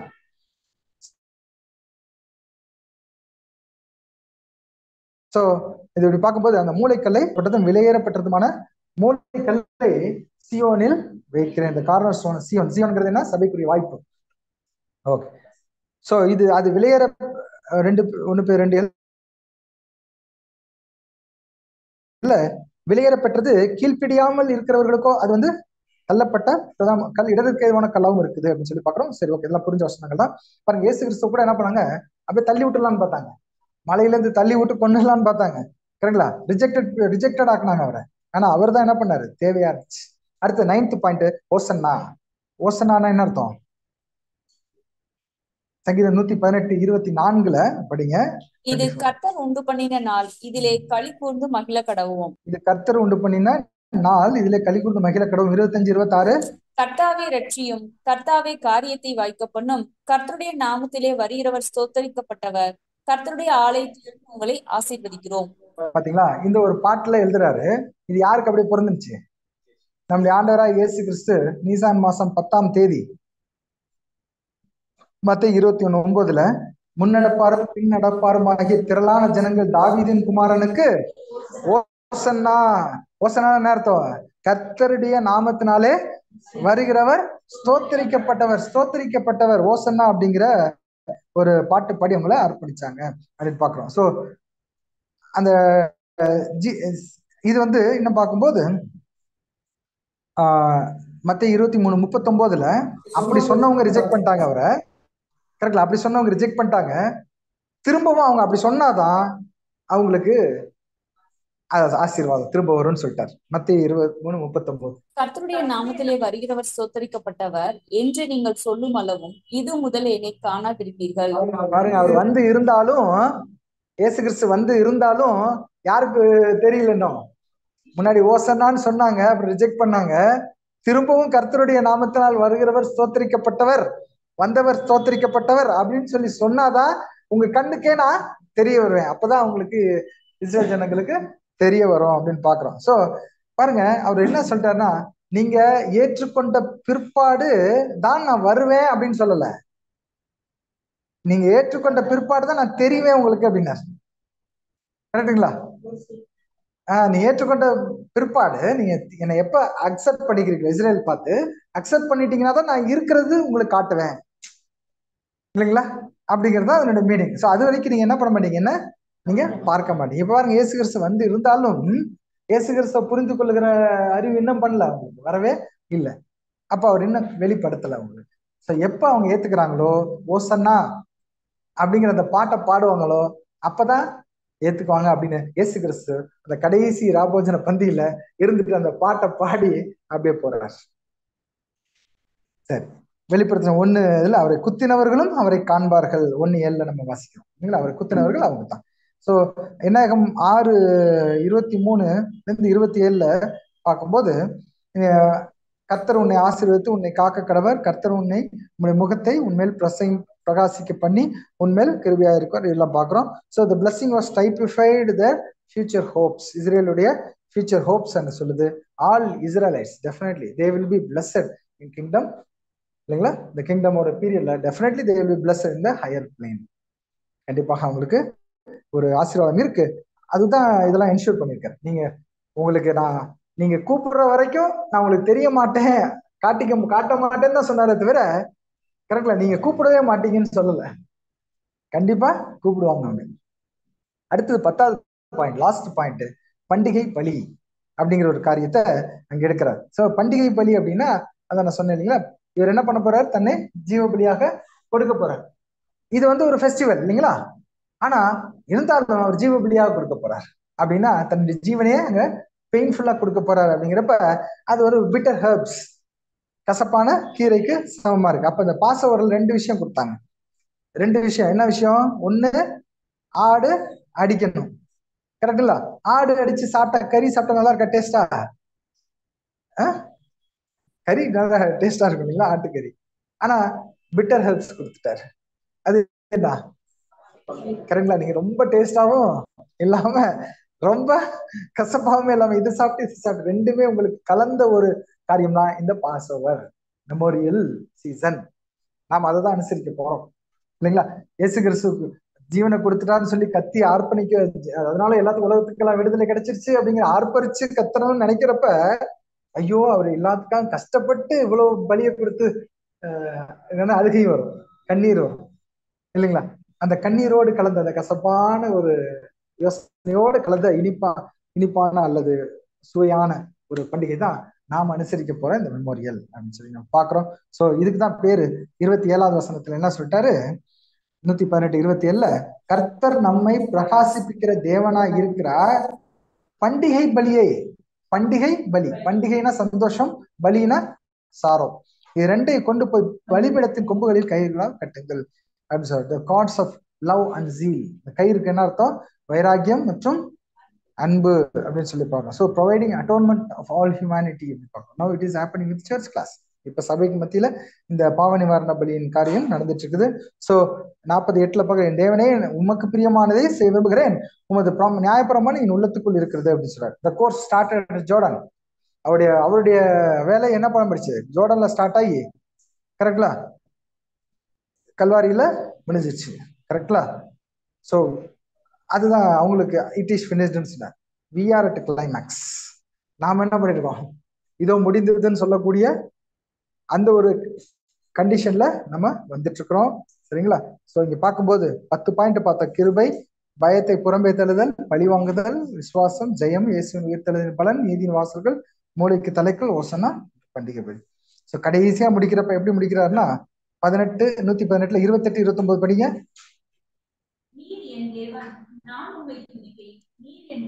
நான் உம்மை உயர்த்துவேன். பிரைசிங்ல முடிக்கிறாரு. கடைசியா முடிக்கிறாரு பாருங்க, கர்த்தரை துதியுங்கள், அவர் நல்லவர், அவர் கிருபை என்று ஆரம்பிச்ச மாதிரியே முடிச்சிட்டாரு இந்த சாங். பாருங்க, இத நம்முடைய ஆண்டவர் இயேசு கிறிஸ்து எவ்வளவு சந்தோஷமா பாடி இருக்கணும். தாவீது பாடுறப்ப அவருக்கு ஒரு விஷயம் தெரிஞ்சுதான் தெரியாம பாடியிருப்பாரு. ஆனா இயேசு கிறிஸ்து இதெல்லாம் தெரிஞ்சு பாடினப்ப எவ்வளவு சந்தோஷமா இருக்கும். அப்போஸ்தலர்கள் கூட பாவம் அவங்களுக்கு அந்த சமயத்துல பாடுறப்ப தெரிஞ்சிருக்க வாய்ப்பு இல்லை இல்லைங்களா? ஆனா நமக்கு நமக்கு அப்போஸ்தலர்களுக்கு தெரியாத ஒரு சம்பவம் அந்த சமயத்துல நமக்கு தெரியுதா இல்லையா? அப்ப நம்ம எவ்வளவு சந்தோஷமா பாடணும் அப்படின்னா, பாட்டுனா நான் நம்முடைய ஜீவன் ஜீவிக்கணும், நம்முடைய வாழ்க்கையை என்ன பண்ண அந்த பாடல் போல அமையணும் அப்படிங்கிறது தான் இந்த பாடத்துல நமக்கு கிடைக்கிற ஒரு வெரி பிக் என்கரேஜ்மெண்ட், ஒரு மோட்டிவேஷன் அப்படின்னு சொல்லி பார்க்கணும். So we should give thanks always to our God father and our Lord Jesus Christ for the wonderful divine song.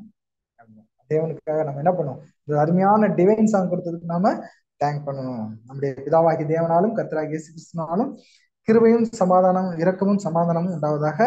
Amen.